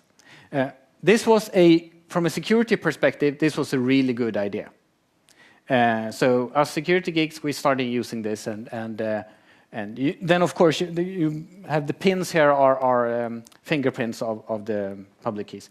We started using this, and but the problem was that non-security geeks also started using this, but they kept losing their keys, so they blocked their whole website for a year or so, which was apparently not good. So Google has decided that this will be phased out in Chrome. Chrome is the only one implementing this, as I know. So it will be removed in the near future, except for some high-value Google sites, of course, that are still hard-coded in the Chrome binary, like gmail.com. You cannot steal that traffic in any way since... do you remember the incident was it Iran, where they tried to reroute gmail.com a couple of years ago? And that was stopped thanks to the pinning in the Chrome binary. Yes. So if we look at TLS today, we have something called TLS 1.2. There are other versions. I would urge you to only use 1.2 if you can, if you have control of the end systems for automation or network equipment or what have you. Just make it forced to use TLS 1.2. For web browsers, it might be a bit aggressive to block out non-1.2 just yet. What you can, on the other hand, do is that you can require decent ciphers. So you want to have ciphers with perfect forward secrecy, which is that if someone steals your private key on your web server, they shouldn't be able to decrypt traffic that was recorded before they stole the key. And This is the case for non-PFS cipher suits, but nowadays we use the cipher suits that's called ECDHE and DHE. Those are the ones we want to use. You want to use modern AES ciphers, the AES GCM. Or if you're really modern, you use non-AES modern ciphers instead. You also want to use OCSP stapling. I previously said that revocation doesn't work. That's almost true. If you have OCSP stapling, for those cases where you want to have OCSP, this is revocation lookup, you can send the lookup, the result of the lookup, together with your handshake with your web server. So the client doesn't have to do the lookup themselves. And the result is signed by the CA, so it's all okay for the client. And you will save about 500 milliseconds on your first connection attempt, which is usually something the users like, because they suddenly think your website is fast. You need to turn off all other fancy features in TLS, like compression and negotiation and stuff like that. Sometimes it's turned on by default. Sometimes some clumsy people turn it on because compression sounds like a good thing, where it's actually a bad thing. So try to keep it simple and rely on the defaults as long as possible, except for the cipher suites, which are usually wrong.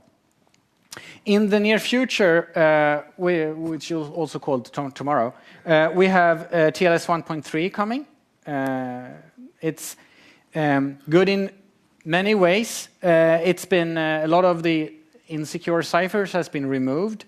A lot of the insecure setting has been removed. It's a lot harder for people who want to do pervasive monitoring by doing proxying, for example, of TLS.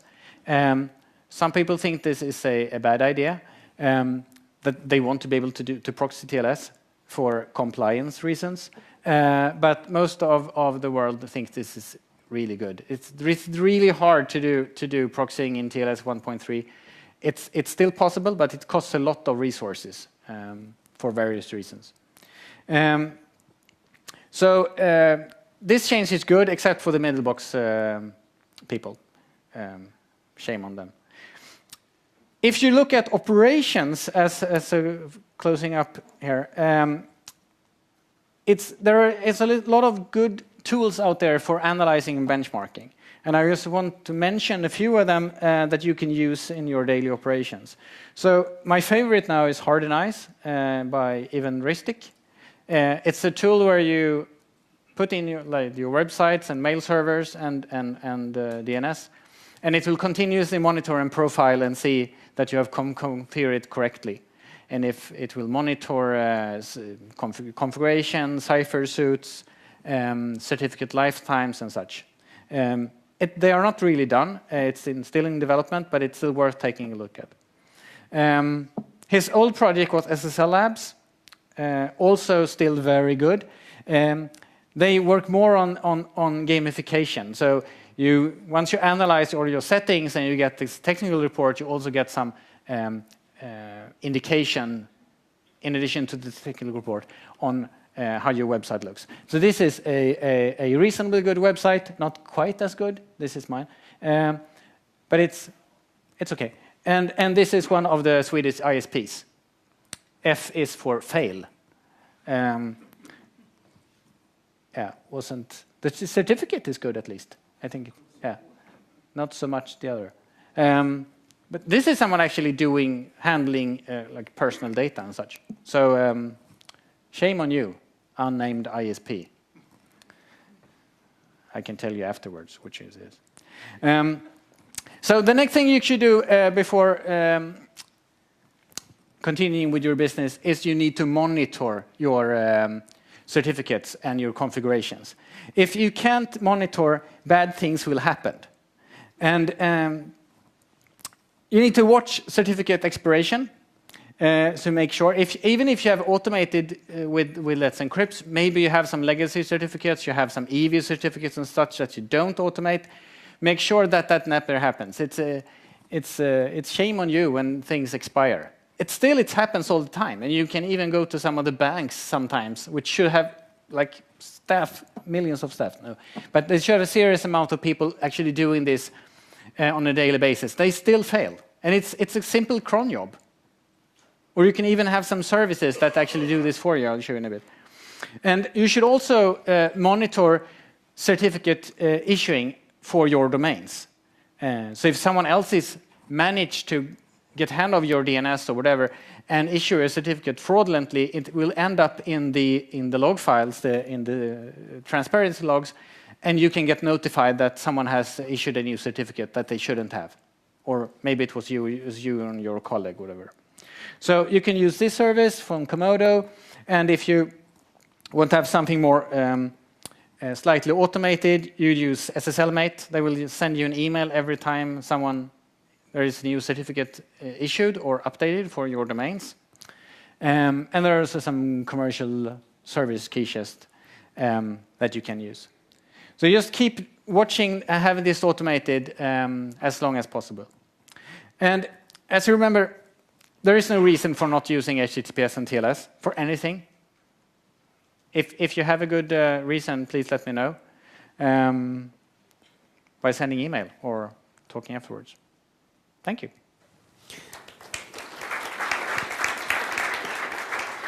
Okay, we're a little bit tight for time, but we have time for one very quick question. If anyone has anything at the front for Jakob, just here. Jan-Georges. So thank you for this great presentation.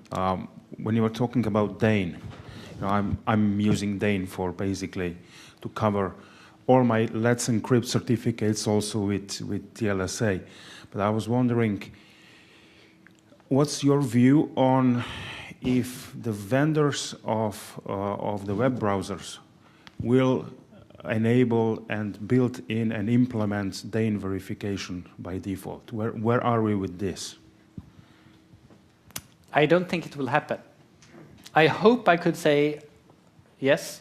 What's the reason? There are various reasons. The main thing I've seen from Google is that they believe it adds too much latency to and takes time for DNS lookups. And DNS, as you know, is very slow and not very good and such. They think. But we know better, of course. But they claim that it is a problem. They claim that the DNSSEC doesn't work in too many locations. That might be true when the normal way of how Google calculate things is like, say, 0.1% breaks. That's a lot of people. So there may or may not be good reasons but I don't think it will happen. I think it will happen for other services that are not web browsers, where we haven't been before, like SMTP that doesn't have any other security mechanism. Maybe for SIP. I don't know. XMPP authentication is also horribly broken. So maybe it could work there. But XMPP is dead anyway, so I'm not sure why. But yeah. Okay, I'm afraid I'm going to have to bring this to a close, Yes. tight for time. But please join me in thanking Jakob for a very interesting presentation.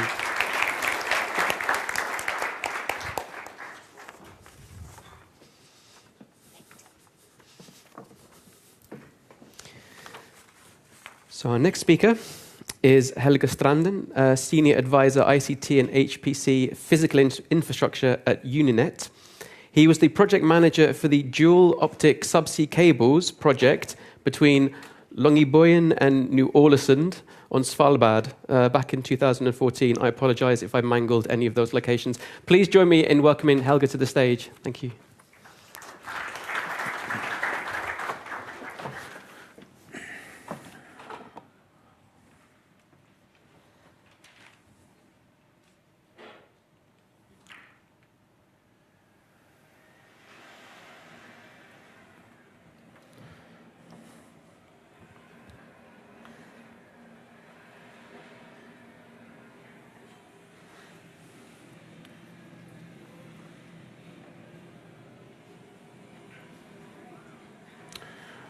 This is from a 2.5-day trip from mainland Norway to Svalbard.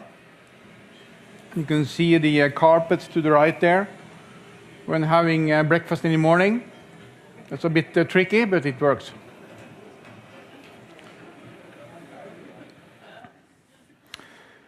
Yeah, as I said, my name is Helge Stranden. I'm working in Uninet based in Trondheim. And I'm glad you can join me on a recap for a project we did in about 3.5 years ago to lay some subsea cables between Longyearbyen and Ny-Ålesund on Svalbard. 270-kilometer cables. It's also information how to do this in general. You have a lot of cables around the world on the seabed. They are laid normally directly on the seabed, but we are plowing them to. We need to do that up there because of icebergs and so on. For the marketing, you see me there. I borrowed some equipment and the Uninet flag there on the seabed. So you should try that. That's fun. Our owners, Uninet owners, Norwegian Ministry of Education and Research, they asked Uninet in 2010 to take a role to install those cables. And we got 90 million to do this. 90 million Norwegian, which is close to 9 million euros.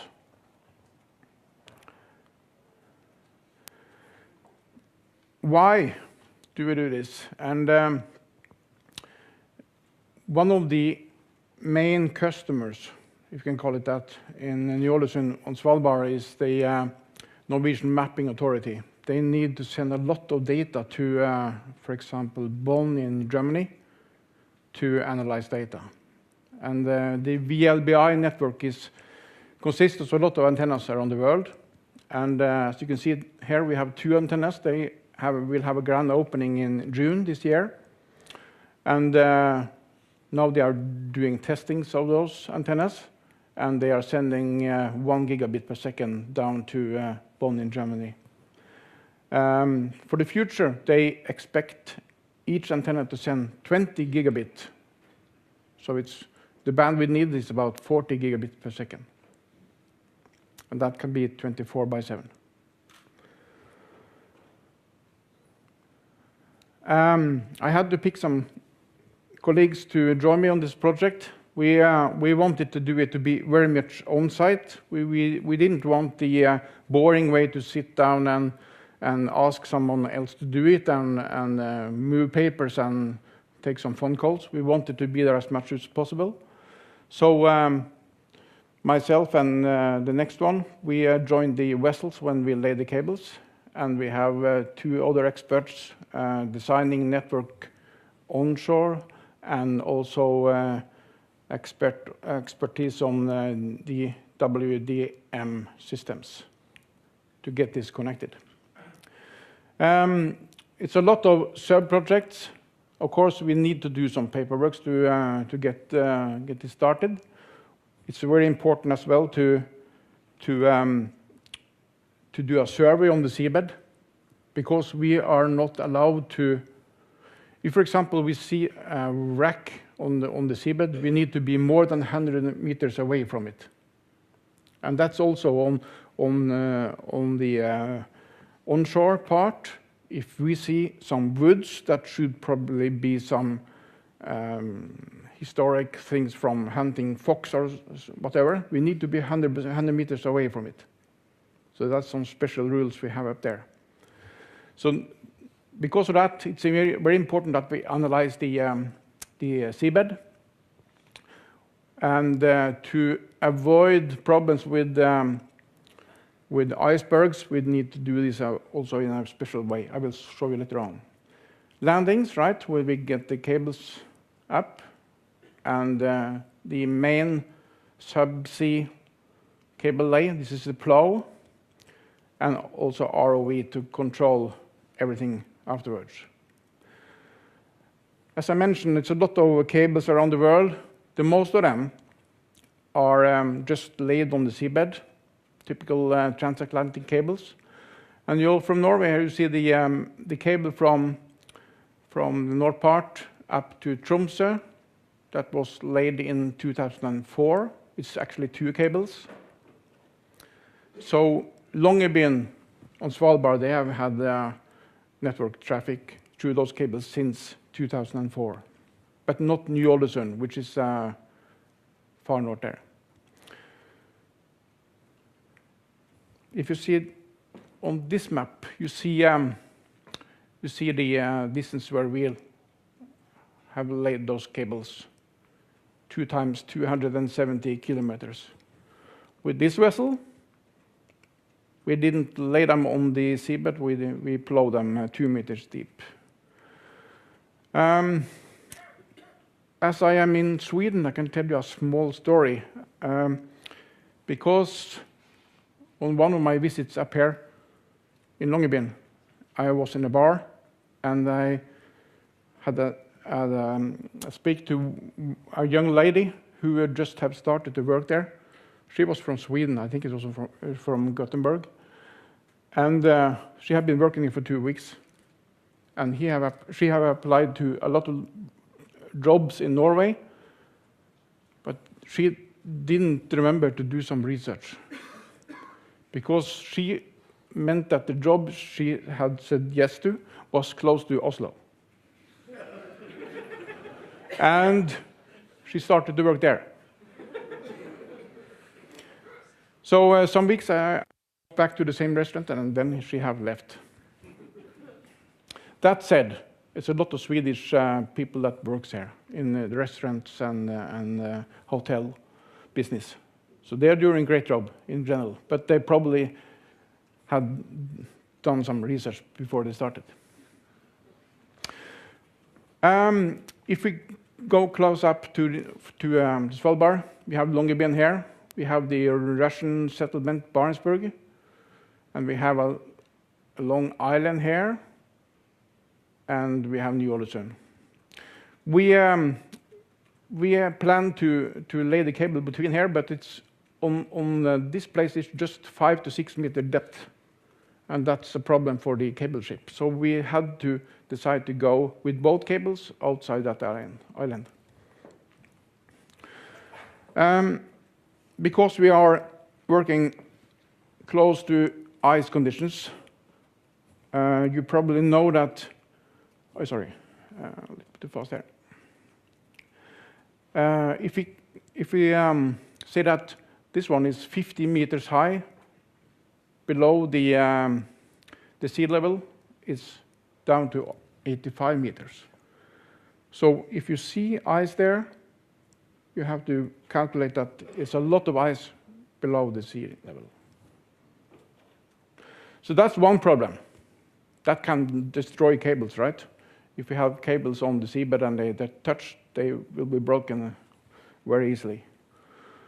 The other picture is the permafrost, which is a lot of up there.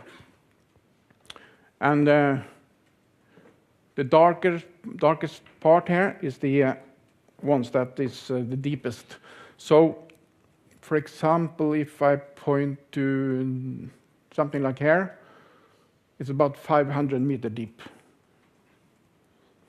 So close to the sea, it's just a few meters, right? So it's very different, depends on where you are. Longyearbyen is right there.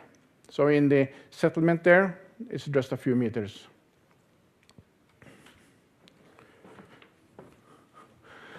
To avoid problems with icebergs, we used a technique to drill from land down to the seabed. We ended up in about 20 meters.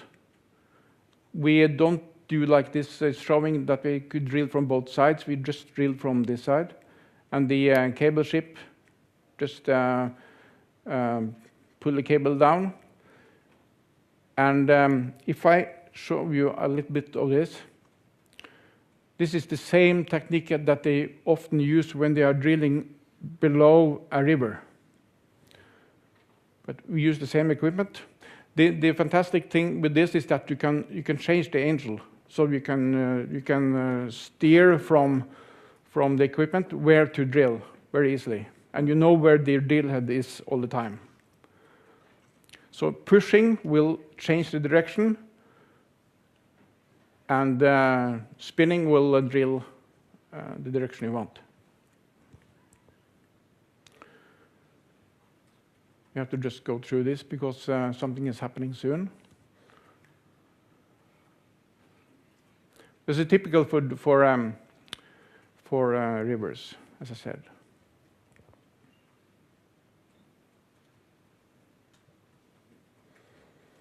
And the ground have to be quite soft. It cannot be rocks to do it that way. So you need to know that it's quite soft to drill through. And if this was the seabed, then we did the following. We just replaced the drill head to a little bit larger size and pull a pipe the same direction back. And through that pipe, we pull the subsea cable. So in that way, it's very secure from the icebergs. Okay, a little bit about Longyearbyen. Here is the settlement. It's about 2,000 people that lives here. And on Svalbard, it's about 3,500 polar bears.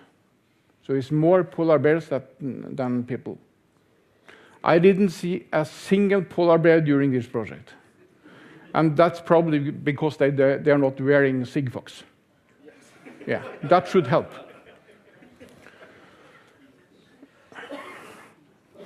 Okay, we have a university here, and there we placed the WDM. And 4 to 5 kilometers between those pictures, we have DWDM installed on a mountain, where we also have a lot of antennas for other scientists. We have the main runway for the airport, and that's almost all people that go there. Of course, they use the airport. They can also have a Boeing 777 plane, so it could be pretty large.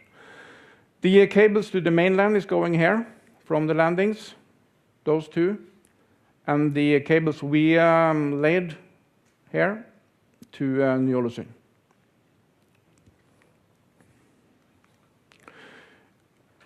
Then we move to Ny-Ålesund. This picture is from 2.5 weeks ago, after several months with totally black environment, pretty dark. Now the sun is coming. As we speak now, the sun is about to come here as well. This is the fjord, which is called Kongsfjorden. This is open sea in this direction, back to Longyearbyen. You have this settlement here, where you wintertime have about 35 people. Summertime, when you have summer scientists, it's about 180. You have the airport, and you have the VLBI station here. So that's a pretty new station, which have been set up now the last 2 years. The most people, they don't know that in this fjord, it's hundreds of Greenland sharks, between 500 kilos and 1,000 kilos. They are there because of seals. Young seals, they sleep on the seabed. And the Greenland shark, they are not very fast, but they just, while they are sleeping, they just go pretty close and grab them. We didn't see them either.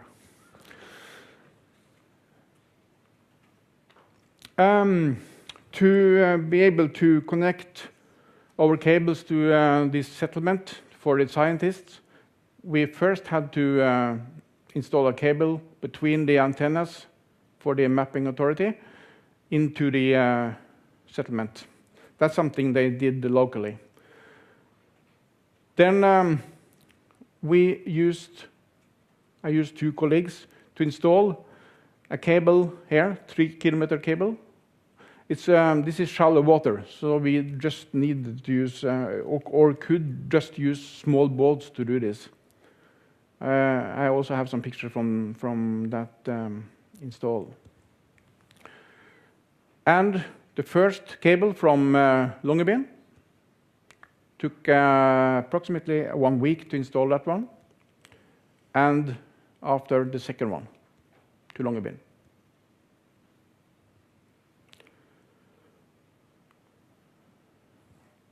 And DVDM. We installed DVDM here and the second one there. So we have a lot of redundancy in the system, all parts of it. And Uninet, we have a lot of connections on the mainland. This is all the mainland, and this is the cables up to Svalbard. And we are thinking redundancy in everything we do, and that's also the network, Longyearbyen and Ny-Ålesund up here. So the cable we laid, it's 24 fiber and dual armed, and can lay directly on the seabed, but up there there's a lot of icebergs, so that will be a problem.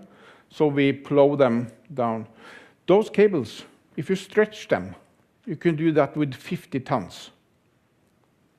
I have seen that myself in the UK when they're doing testings. They just pull them like this for hours, 50 ton each time. But if you use something 90 degrees on it, you can break it actually. You can. This is the main cable ship, 150 meters long. So it's a pretty large one with 3 tanks for cables. This is the actually the vessels from the video clip in the beginning. As you can see, it's they can open in the front and take equipment out. Because of that, it's pretty flat. So when you have waves 8 to 10 meters, is a special situation to be there. And from that ship, we could just, this guy is using a remote control to move this one from the ship and to the ground and start to drill. This is the drill head. And for every 3 meters they drill, they have to extend the drilling and also connect a cable because they need to know where they are. So they have to get some communication from the drill equipment to the drill head all the time. Here you see the pipe is coming back, so it's ready to install. Here you also see the pipe, right? So it's easy to pull the cable through. On this picture you see the drill head before it's replaced to the bigger one that could pull the cable back. Sorry, the pipe back. And the less we see or hear from the physical infrastructure from this project in the future, the better, of course. So the 3-kilometer cable, I showed you the green one, if you remember. Different size matters. It's very good to have one guy which is very tall and another one is not so tall. That lady, she is very use knitting a lot, right? And that helps because we use 600 like this, 600 plastic jugs to float that cable out. And every 5 meters she did that work, right? As you can see, we was lucky with the weather as well when we did this. And we used protector shell from Barcelona, made in Barcelona, to secure the cables on both ends. And there you see all the 600s when the work was done, and they are back. Lucky, we didn't need to move them to mainland after. They want to use them. Logistics is very important on a project like this because it's far away, right? You understand that? So we got a lot of equipment from different places in Europe. And you can't You can't sit up there and, oh, I forgot that one. That's not the case. You can't do that. You have to be prepared all the time. Several vessels was involved. The survey of the seabed, this one, took 3 weeks. The HTD, the drilling, took about 2.5 weeks. The main vessel, and of course we needed some divers to do some work on the landings. And this is not something you normally see on the mainland, but up there you can do it. It's a moving a rack, and I also that's the first time in my life I have moved rack with a snowmobile. Probably the last one. Drilling and other boats for different things. And the plow on the seabed. It's a 17-ton plow that we pull with a speed of about 1 knot. And you can't back. You have to just pull one way. You can stop, but it can be an issue if you sink. So the best is to pull 1 knot all the time. So the cable is coming from the front here. You see they're pulling with this. And the cable is going down here and under the seabed. Preparing for, just before we started. And we have to pull the cable from the vessel, right, up here. The cable ship was from UK. And before we started, they claimed that we should have a generator on each side. And they didn't say why. This cable is for making tea. The most important thing, Englishman.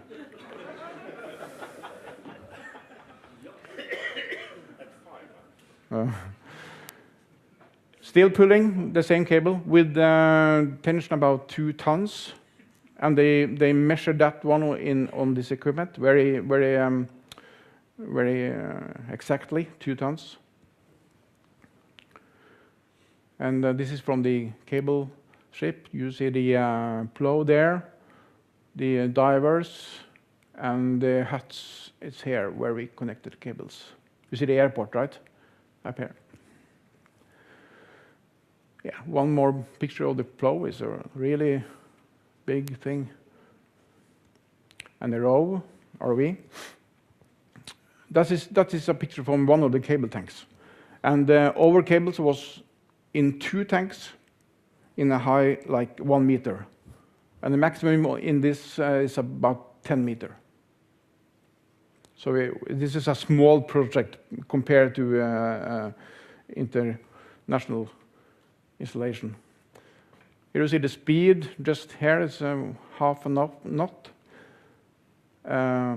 Cable coming up from one of the tanks.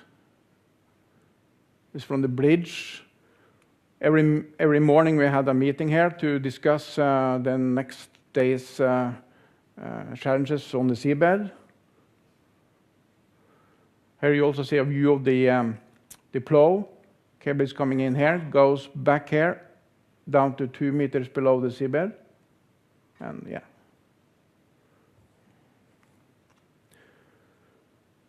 The first lay of the first cable was very like this. The second was more like this. We had 2 to 3 days with high waves. Then we couldn't do anything. We just had to wait. And this view is in the morning when we come up to the bridge. And what you see here is that the navigators, they have just moved the boat a little bit to avoid problems on the cable. Because the cable can't be lifted up. Cable is on the seabed. So to avoid problems on the stern, they had to move the ship all the time. This is from 20 meters depth, where we pull the cable to one of the landings.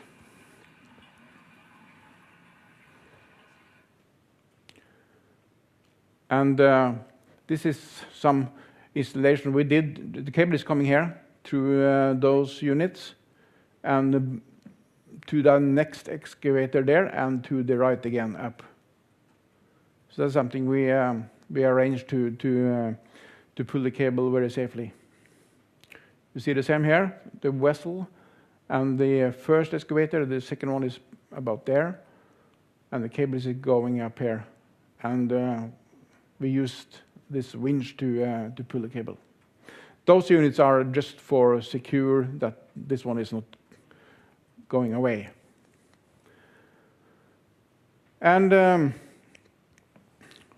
because of the project and for the future, we need to have some spare cables. So we have 2 times 5 kilometers of spare cables in Ny-Ålesund, ready for potential break of the cable. So we have everything we need.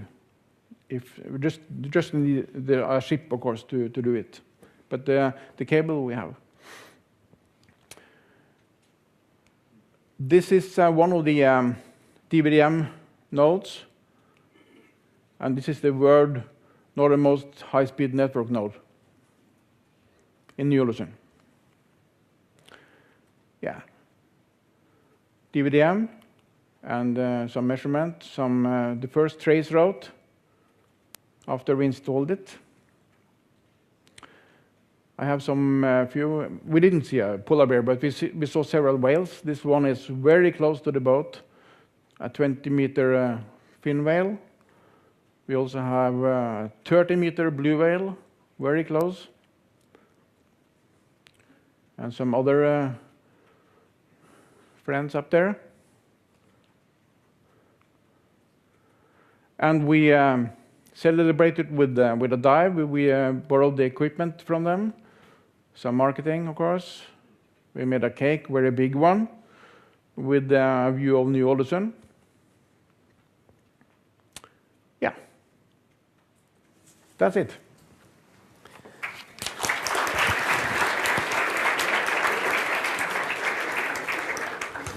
So I'm afraid we're running pretty tight for time in this last session of the day, but will you be at the social tonight, Helge? Yeah. So any questions, please address him tonight. Buy him a cup of tea or some beer. I'm getting one of those generators for myself, that's for sure. So thank you very much.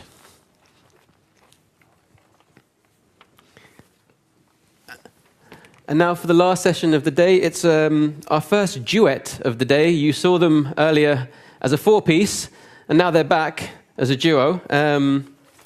Mette Carlsen, Head of Engineering from Netnod, and Hugge from NordUnet.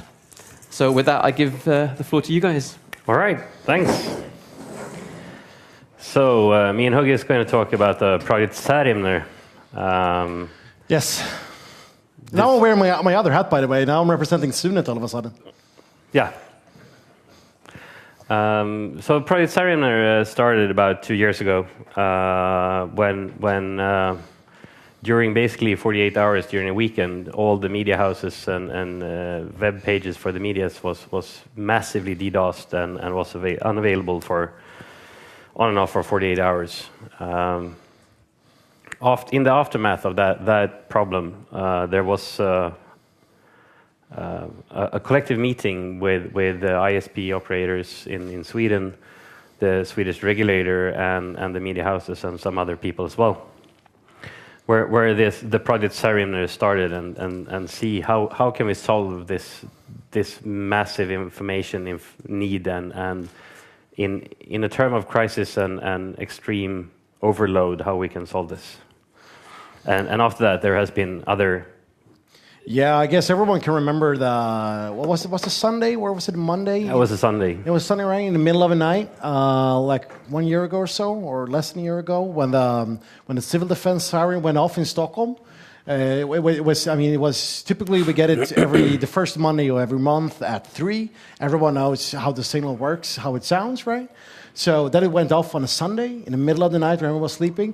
I mean, I immediately thought that, all right, now they're coming. So I ran immediately and got my guns, right? And then it turns out it wasn't the case. So I don't know. It was a bit boring, right? I was like, yes, finally, the war is here, but it wasn't. Yeah. So there was someone who tried to make coffee and and pressed the wrong button, right? Exactly, right. So they tried operating the espresso machine, but it turns out it was the civil defense siren.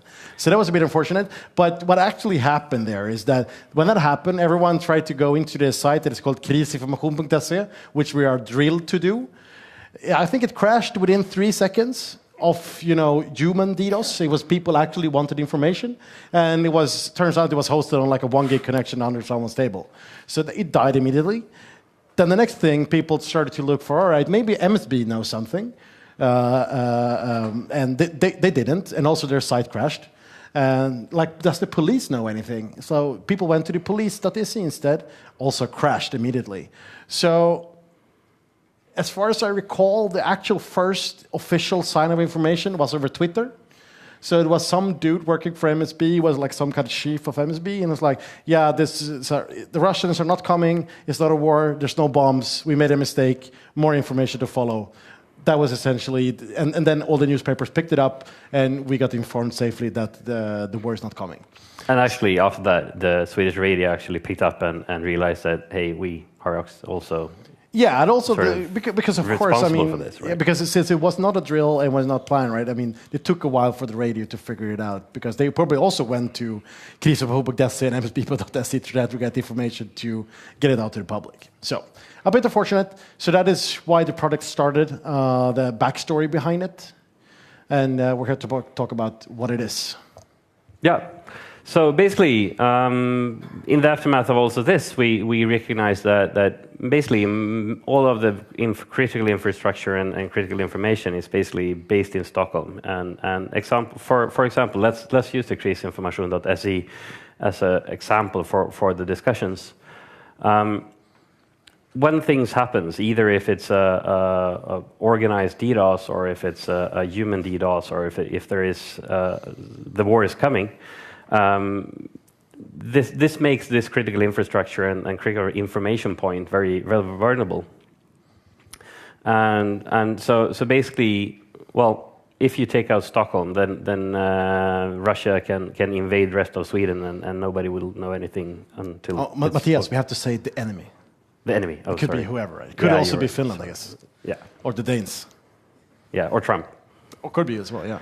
So basically, what could we do about this? Either you can reinforce the infrastructure in Stockholm so that we can withstand a bomb. Not really possible, but that's another way, and that's probably what everybody does anyway. And the other thing that we could do is to distribute this information so that it actually is available and disregarding if it's a human DDoS, if it's a evil DDoS, or if the evil enemy is coming. Well, let's try to address that. So cue the project Sarimner. The name is coming from the Norse mythology, where the Sarimner is a creature that's killed every night and prepared and cooked and eaten every night, just to be reincarnated to provide food the next night, to be killed again and to be cooked again the next night. So from ashes back to the eating table for everybody. We also provided a really nice logo, which is, this is probably the most important part of the project, right? And Hugges also promised that there will be stickers for your laptops for this project as well. Done. Sold. Give us the millions. Yeah. The other thing is that we sort of touched but hasn't really talked about is in the Swedish totalförsvarsplanering, which is the total defense planning. There is actually thinking and experiences that probably the enemy will attack Stockholm if there is anything that's going to be, if someone is going to try to attack Sweden. And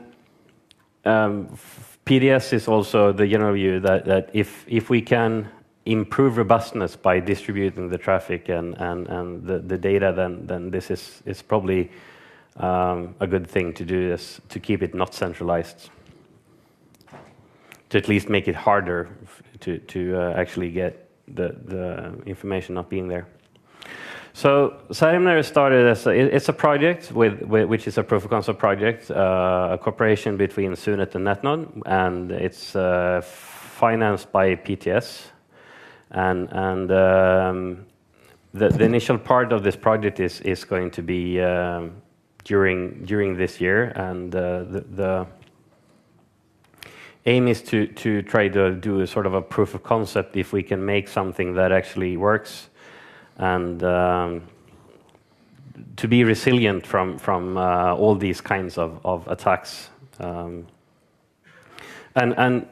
to be able to be resilient of these two attacks, you can actually do this in two ways, right? So one of the part is to make sure that the web services is actually working and is actually serving data even during duress. Another thing is actually to distribute this and provide the possibility for the eyeballs to actually reach this kind of information as well. So a little bit over to the technical parts of this project.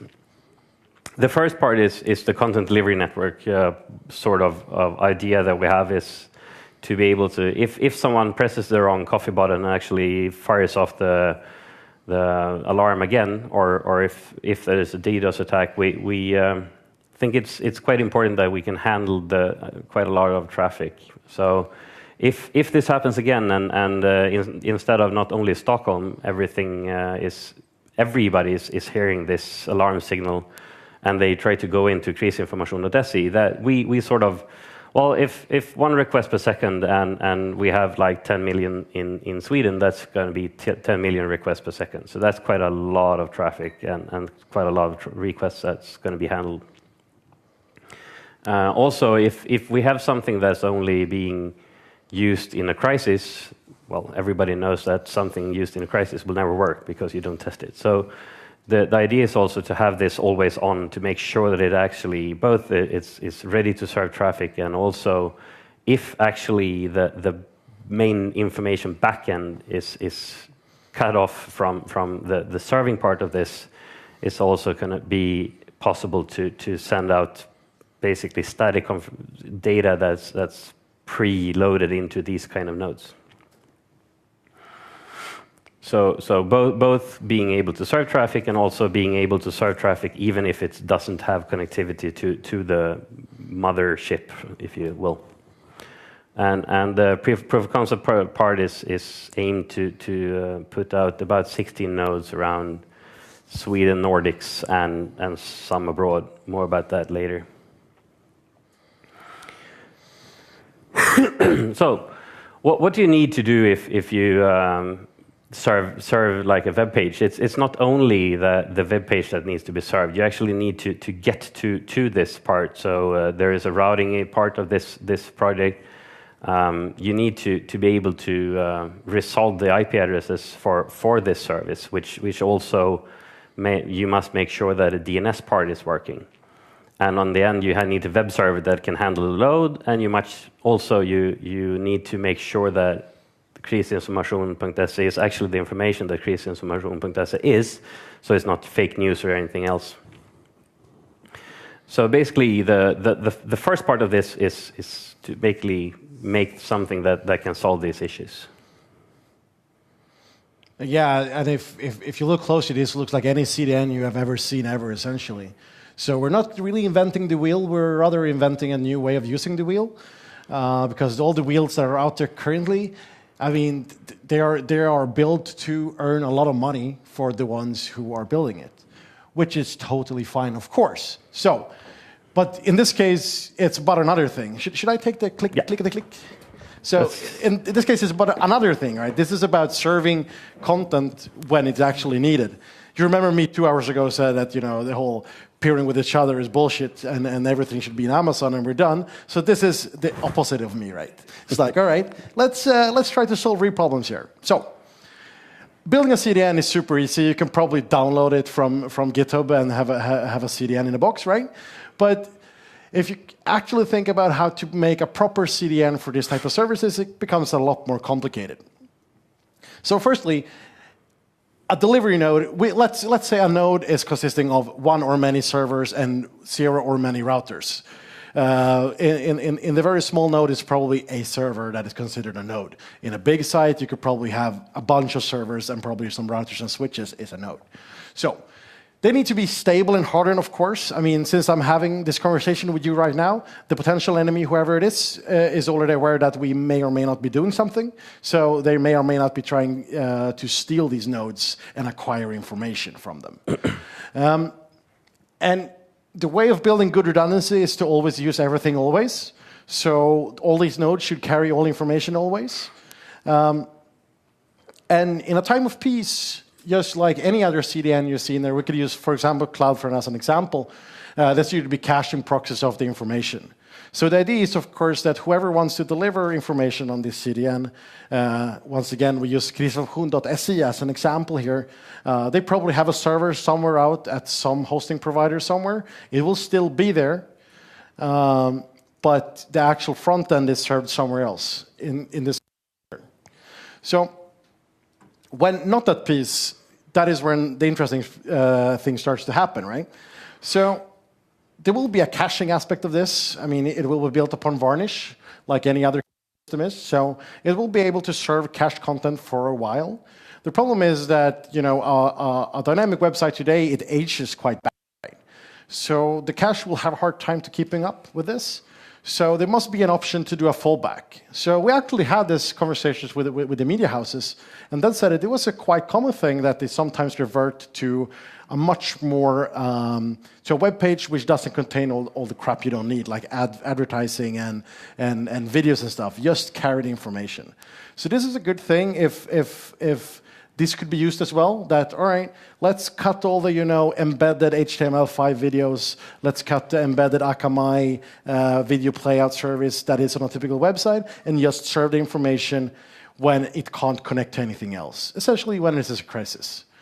And of course, the whole aging fallback and caching thing is fully controlled by the content owner, because maybe their primary website has like a year of age or so, and then it's fine, then we can cache it. So, but we kind of want to have both of this. So, to place a node, naturally we will place it at the Netnod IXPs. Makes sense, right? Netnod is part of this project, so they will need to ship in, and in this case they're shipping in IXP ports into the project to making sure that it is reachable on not only Stockholm and Copenhagen, but also to the IXPs which people are currently leaving. So please don't leave, come back. And also, of course, every other IXP that's relevant for Sweden. For example, Stockholm IX, we will, of course, join. Nordics up in Umeå is still carrying traffic, so that will, of course, be interesting. I'm trying to get Adam Emtorp to start the X in Säffle. We'll see if that happens. And of course, for the ones that doesn't like peering or doesn't like IXPs for some reason, which are totally fine, there will also be an on-net caching box, just like, you know, a Netflix box or a Akamai cache or whatever it is. It will look the same, work the same way. So it can sit inside an ISP's network. And then, of course, we will also have on other strategic places, like, for example, an island or other isolated areas, like Gotland, for example, is definitely a place where we'll put a box. Since Gotland is very important from a strategic defense perspective. And of course, we also like the people that live in Gotland. And then the most important part is to place in other places in Europe to act as sinkholes. More on that later, how we intend to solve that part. Of course, we will expose DNS and HTTP against the end user. So it is based upon any cost, because that is, at least my view, that is one of the only very few ways of solving this on a global level. We would use the same ASN, same IP addresses globally. We could also add, if we wanted, like to do tricks with DNS. But the thing is, if you play tricks with DNS only, people can still figure out what, you know, if you have, like, for example, like the big CDNs does, that if you are in Sweden and you try to resolve web page X, you get pointed to this IP address. But if you're in Russia, you get resolved to another IP address. But, I mean, the enemy could try to figure out which addresses in Sweden we resolve to, so we don't really solve it. So we probably need to do both, and I think the first thing we need to do is to solve the IP part. Did you want to say something? No. No? You were just waving. Since Netnod is already pretty good at running DNS, then of course DNS will be added into the mix as well, because nothing works without DNS anyway. So, I mean, we need authoritative root servers for root, SE, new, maybe other relevant zones as well. It will have its own resolver internally. And then we're also having very interesting discussions. Maybe it could also be a resolver for other stuff. Like what would happen to Swedish internet if suddenly 8888 would disappear from everyone's routing table? I think that internet in Sweden will be in a very sad state if that happens. So that is also something we need to keep in mind, that maybe it should be good if we could, for example, inject the 8888 route into people's network with a local preference of 0, just as a fallback, just so that people can resolve. I know that is, people are like, trying actors to be someone else, right? Yes, but it's also solving a problem. And we'll need to terminate HTTP and HTTPS. Jakob had really telling a lot of ghost stories here about TLS and SSL. All of that is, of course, true. So, am I clipping or? All right, sounds like clipping. So we need to terminate HTTPS on this system as well. And the whole thing about signing information, making sure that the information we're presenting was the information that the content owner was intended to present, is very, very complicated and takes a lot of time to figure that one out. So obviously it's not me and Matte figuring about those stuff. We have much smarter people for that. And also, of course, we need procedures to make sure a node can self-destruct if it is either captured by the enemy or in some other type of problems. Because we obviously don't want these nodes to sit and try to attract information if it doesn't have any. So the blast radius part, so this was in the original pitch to PTS, what we were thinking about, is that we will place a bunch of nodes in Sweden, but the most important nodes are probably the ones that are not in Sweden, and this is to attract all other traffic. So to get this to work, we will, of course, let's see yes, the next picture is this one. So we'll focus directly in on, for example, we choose Amsterdam and London. It could also be Frankfurt, probably. We need to be at the 2 or 3 most relevant places in Europe to attract international traffic. Since this is based on any cost, right? And the way of solving DDoS here, or solving, so that we have our own we can be protected up here in Sweden, is that in Amsterdam and London, we will announce, and we will have a fully working service, of course. I mean, when you go to Gran Canaria, you still want to be able to surf on krisförfog.se. You will probably be able to, but you'll probably hit one of these nodes. So we will do a few tricks here. For example, we will not peer with any Swedish or Scandinavian networks down there, but we will gladly peer with any of the international networks, and we will buy a bunch of transit as well down there to make sure that if you're not a Swedish ISP, your traffic will go here. So these are essentially the sinkholes. These will take all the international traffic, the DDoS traffic, assuming that we're not DDoSing ourselves here. But at least I've dug through like 3 years of my NetFlow logs, and seems Swedish ISPs are pretty good at not DDoSing themselves. They're not DDoSing me, but the guys up there in the corner, they're DDoSing me. So they get to surf on these ones. So we'll, of course, join all exchange points and all that kind of stuff as well to have as big edge, as wide edge as possible.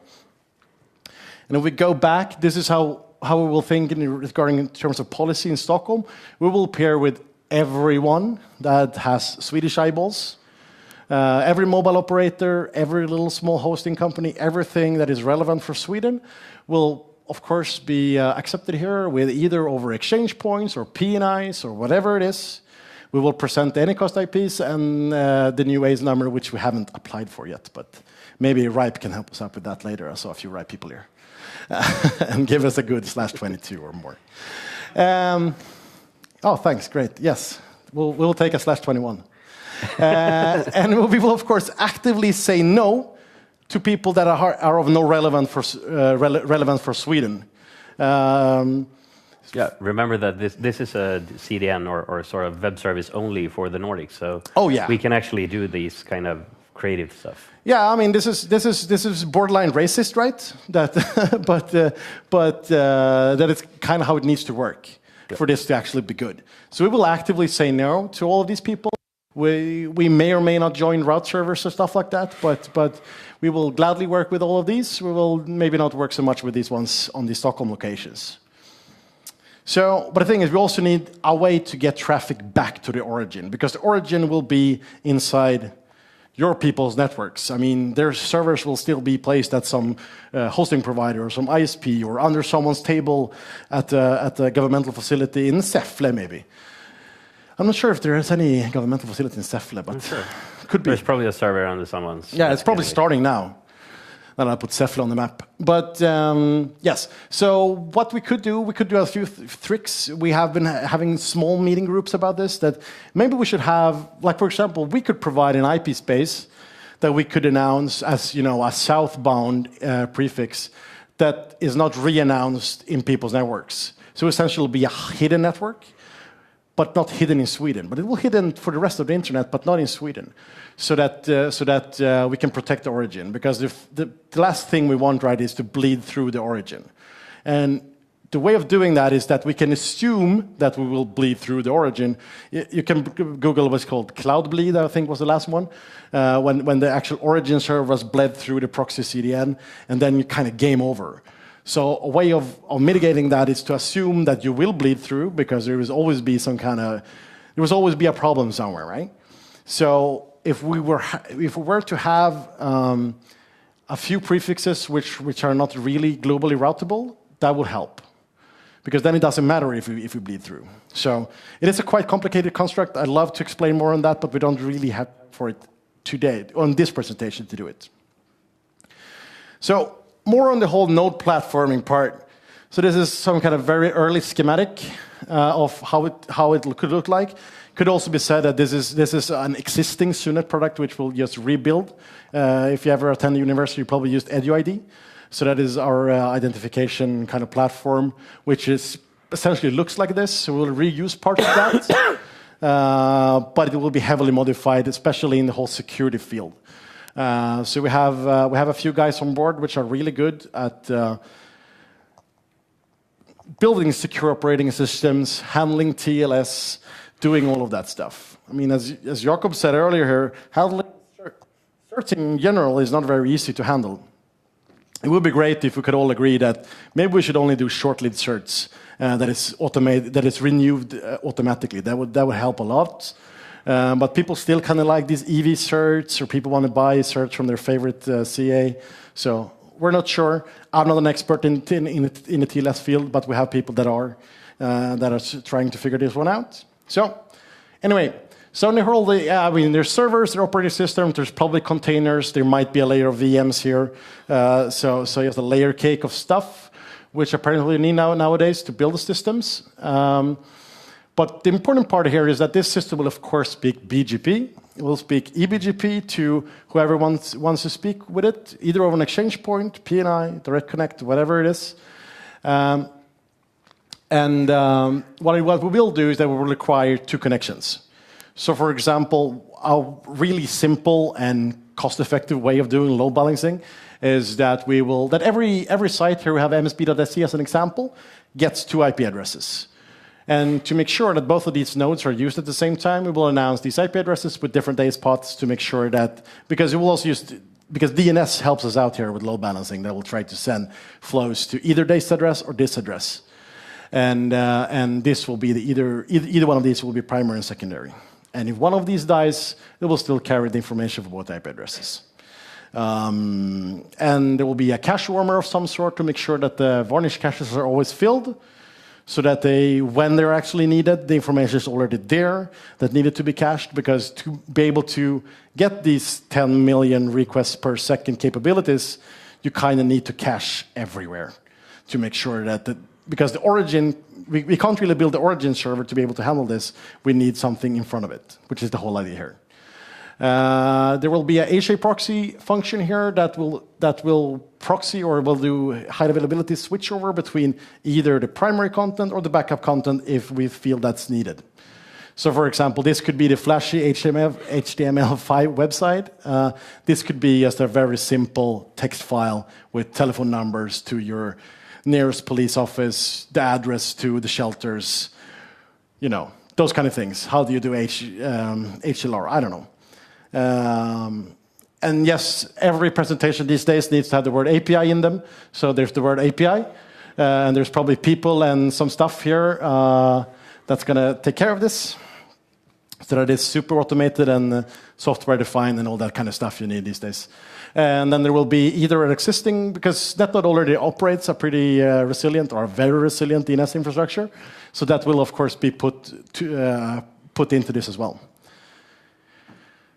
Right.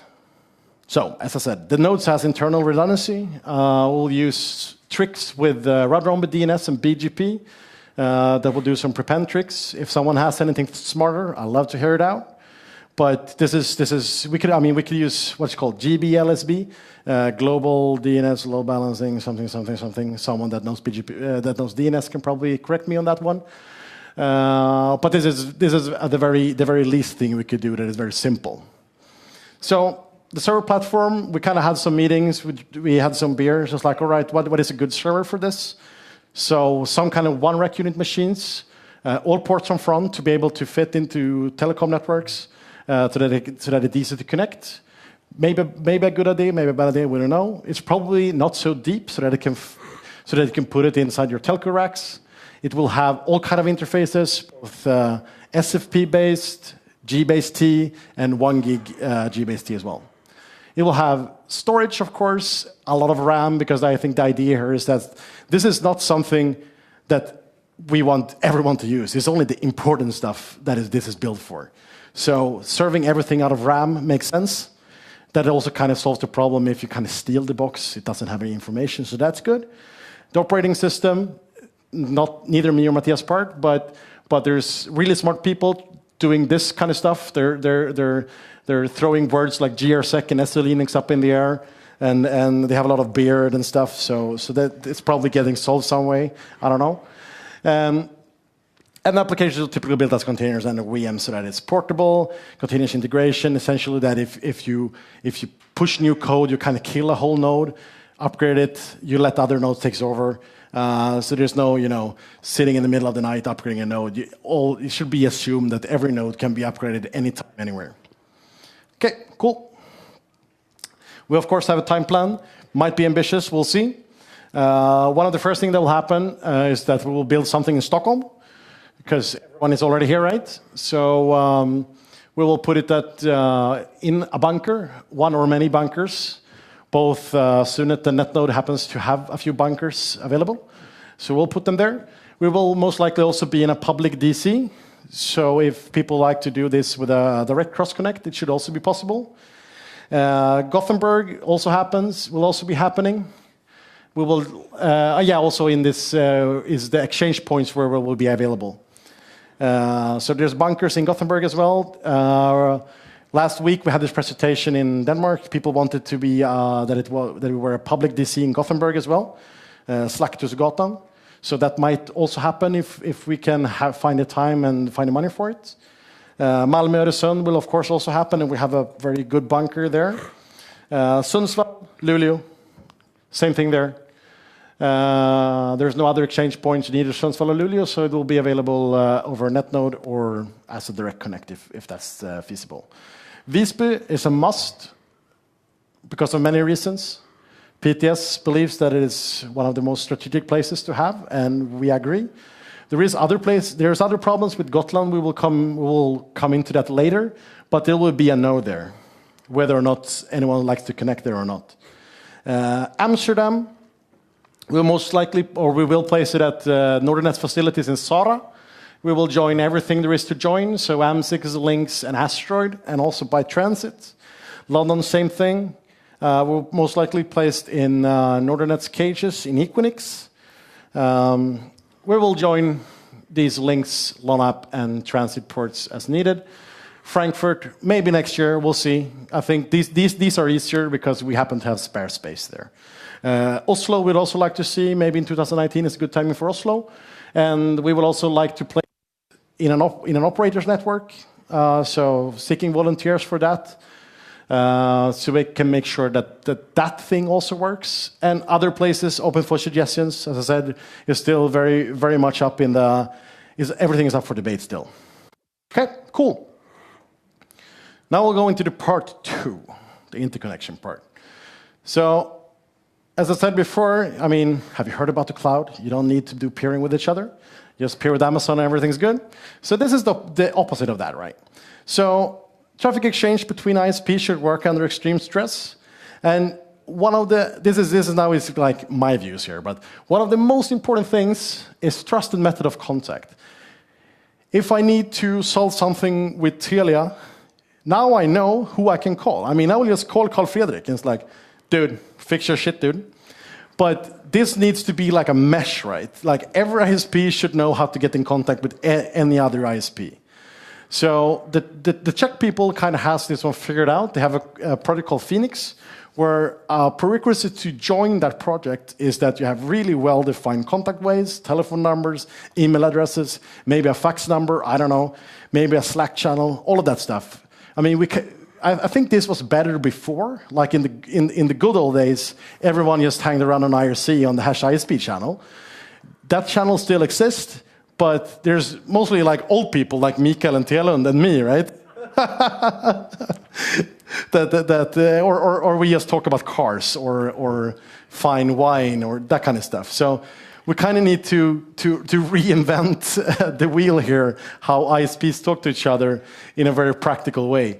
Because we can't have it like that, for example, a big DDoS attacks happen, we need to scramble the weapons. And it's like, yeah, I should call the customer service. Everybody knows that if you are going to solve these kind of issues during extreme stress, you need to know beforehand what you need to do to solve it. So you need to know whom to call if you need to have a help with a filter, or if you need to put up a fiber quickly or whatever to restore service. Yeah, it could be anything, like reroute, black hole, put up an ACL, whatever it is that you need help from other ISPs with. We can't have that, call the knock or something like that. We need to, to have the best guy at every ISP that can do any type of change, right? So I think we had it before. I at least, maybe it could be that no one wants to be friends with me, and that's totally fine, right? But if the rest of the guys already have it sorted, then please inform me, and then I will kind of drop the whole project. But I don't think it is like that. Because, I mean, I don't know who I call at Telenor, for example. I mean, previously it was Matthias, but then he kind of quit. So it's like, I don't know. I guess I called the help desk. All right, enough about that. I'm not sure how we solve it. I just identify, is it a problem? If someone is smart, then please come to us and inform us of a smart way of solving it. So the second most important thing is the actual interconnection or maybe the lack of interconnection. So correct me if I'm wrong here, but kind of feels like that most of the peering between Swedish ISP, because this is now, we're not talking about peering with the cloud here, now we're talking about peering with each other here. The ISPs need to peer with each other to make sure the traffic can flow. Firstly, there's of course a lot of peering between ISPs that's missing, and that's probably been missing since forever because, playing peering games and doing this, I'm bigger than you, so you need to buy from me. That kind of whole thing, of course, exists, even in a little isolated country as Sweden. It is still a real thing. So there is a few ways of solving this. First, we can all just drop the whole game, right? I mean, that we just decide that, playing games with each other for national peering is like, is that even a thing, right? Maybe Tele2 should just peer with IP only and be done with it. Not saying that it's actual problem, but it could be, right? Or that maybe Telia starts to peer with people, Like in the good old days, right? That business was worth shit ton of money. So obviously we couldn't just change it. I'm under the impression here, and here's once again, I will be at the bar. If you want to go out and fight with me, I'm more than happy to. But I think that this business is worth almost nothing today. That the whole national peering stuff is worth jack shit. The whole, giving access to the whole global internet, that's still a massive business. And everyone should, of course, give global transit to each other. But national peering, I'm not so sure about that. But let's stop it at that. Please find me at the bar. And I would really like to know, for example, Tele2s and Telias and Telenor and IP-only's insight about this, if I'm completely off or if there's some kind of truth there. So That is one solution, that we just be friends. I'm not so sure that is the correct solution, or that is a feasible solution, but it would be nice. So solution number 2 is like something else. So we've been discussing on, for example, the soft mailing list, and I think we discussed it last year as well, the whole Phoenix part, the actual interconnection part of the Phoenix project from the Czech Republic. So they have essentially like a walled garden VLAN on top of their existing X, where only trusted and trusted national ISPs are allowed to connect, so that they connect to each other, and they have a little bit different policy on that X, for example, that you need to be a vital ISP for the Czech Republic, for example, and that there is a list where there is people you can call. It's like, this is the smartest engineer at ISP X, this is the second smartest, this is the third smartest. Call any of these guys, they can fix any problem. And if someone quits, then that list gets updated, of course. So that could be one thing. I'm not so sure about that, because I want this interconnection to happen because it is a good thing, not because we can enforce it. And also, I'm not so sure about centralizing the whole interconnection part to, for example, an exchange point. Another thing we could do is regulation. I mean, it has been mentioned many times at the Office of PTS that dropping the whole game, the game as I call it, we could drop it with regulation. And if that's something that's needed, then I'm sure that PTS has no problems producing a paper for that. I'm not so sure if the big ISPs would like that, and I don't like it either, but if that's what's needed, then maybe that's what's needed. We could also invent something cool, like, for example, I need help communities. Like if someone is attacked, and some ports are congested, then that you kind of want to, for example, if I think this picture still exists. Yes, good. So this is a quite typical scenario. We don't need to put names on these ones. So there's a tier 1 here, there's a tier 1.5 here, and a tier 2.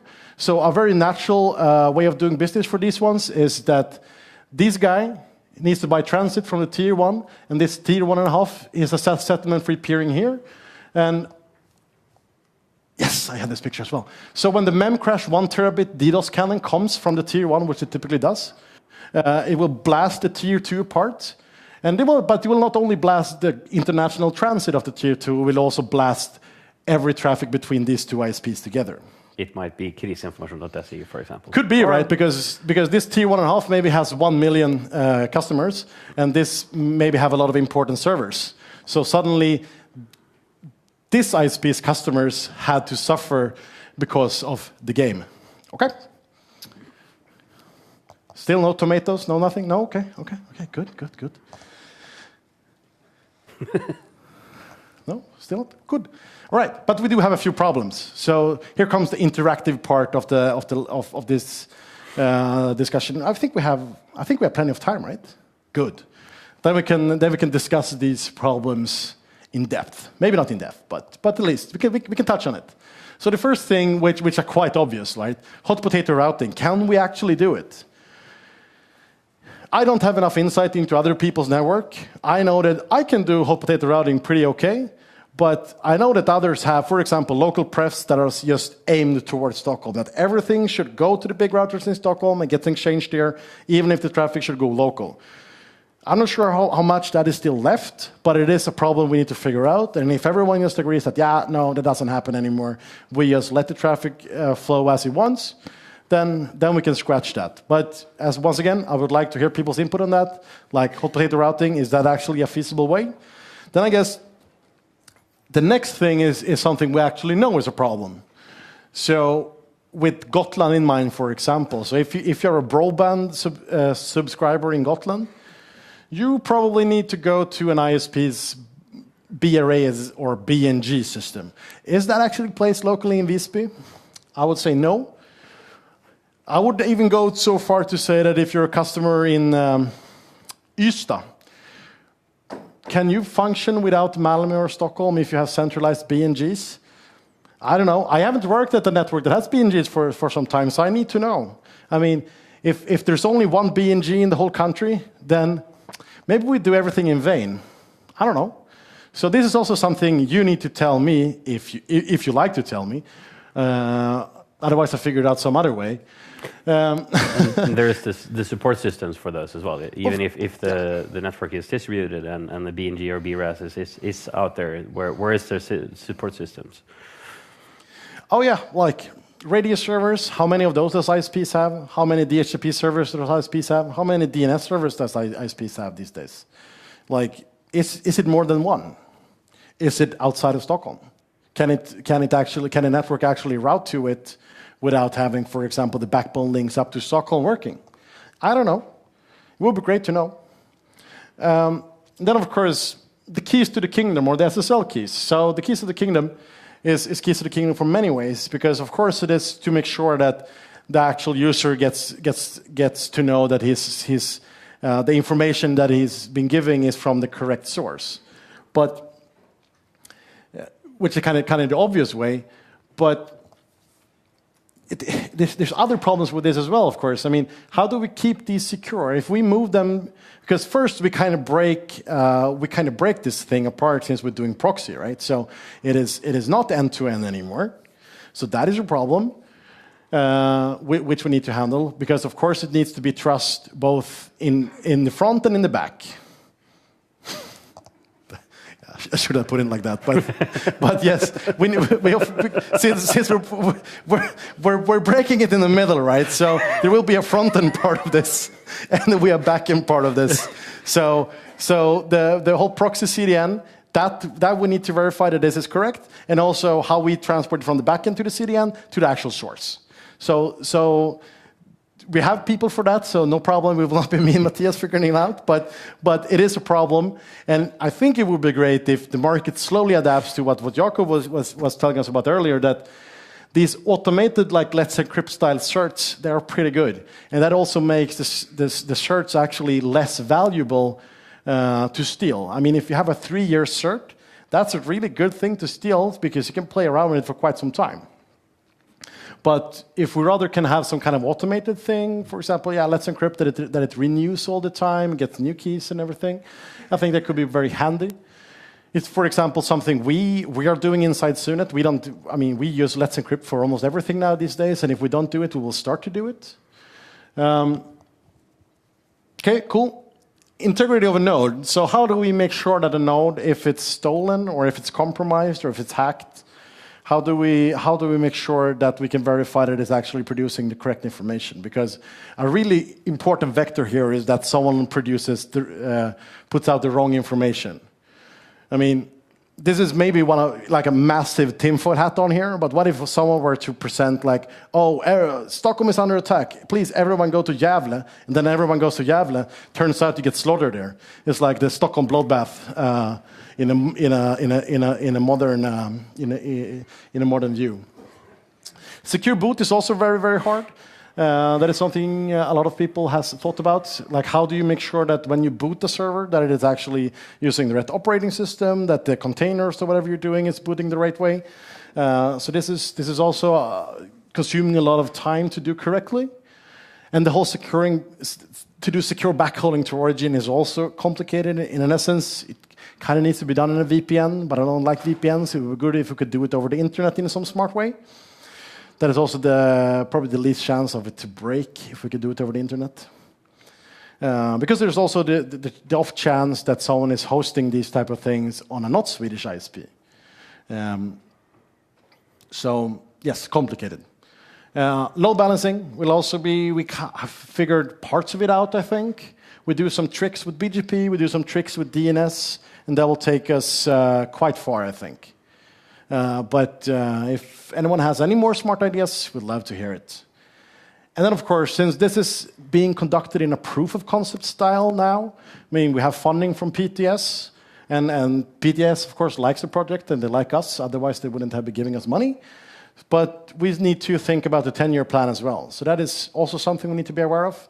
Like, what's the scope after this is done? Now the scope is very, very small, that we do this for crisis infrastructure.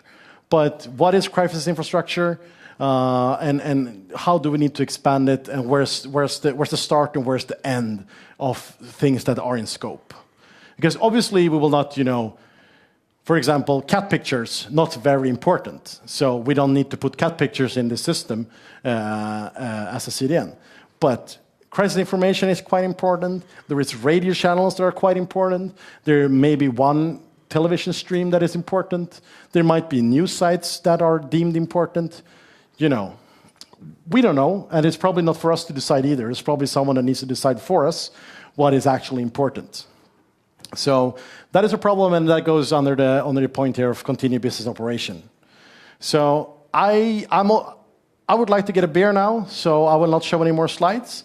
But we'll take questions, of course, and of course, everyone doesn't want to have questions answered here in public, but like, take your questions, take it with me or Matte. We hopefully can answer most of that stuff.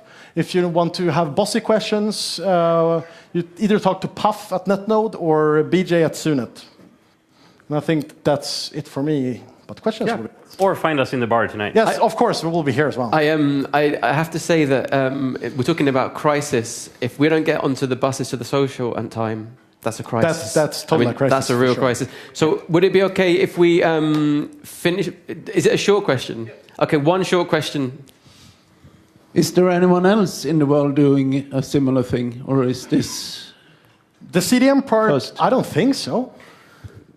I mean, the whole interconnection part, definitely. I mean, the Czech Republic is a great example of that they're essentially forcing national ISPs to do stuff locally. But the CDM part, no, not that I'm aware of. No. There is obviously like Cloudflare and the big CDNs, but these kind of very niched, focused, I don't know of any I don't think so, no. This specialized CDN, no. I mean, the tactical platform we build a CDN is essentially a carbon copy or a simple carbon copy of Fastly, or like a simple high-performing CDN.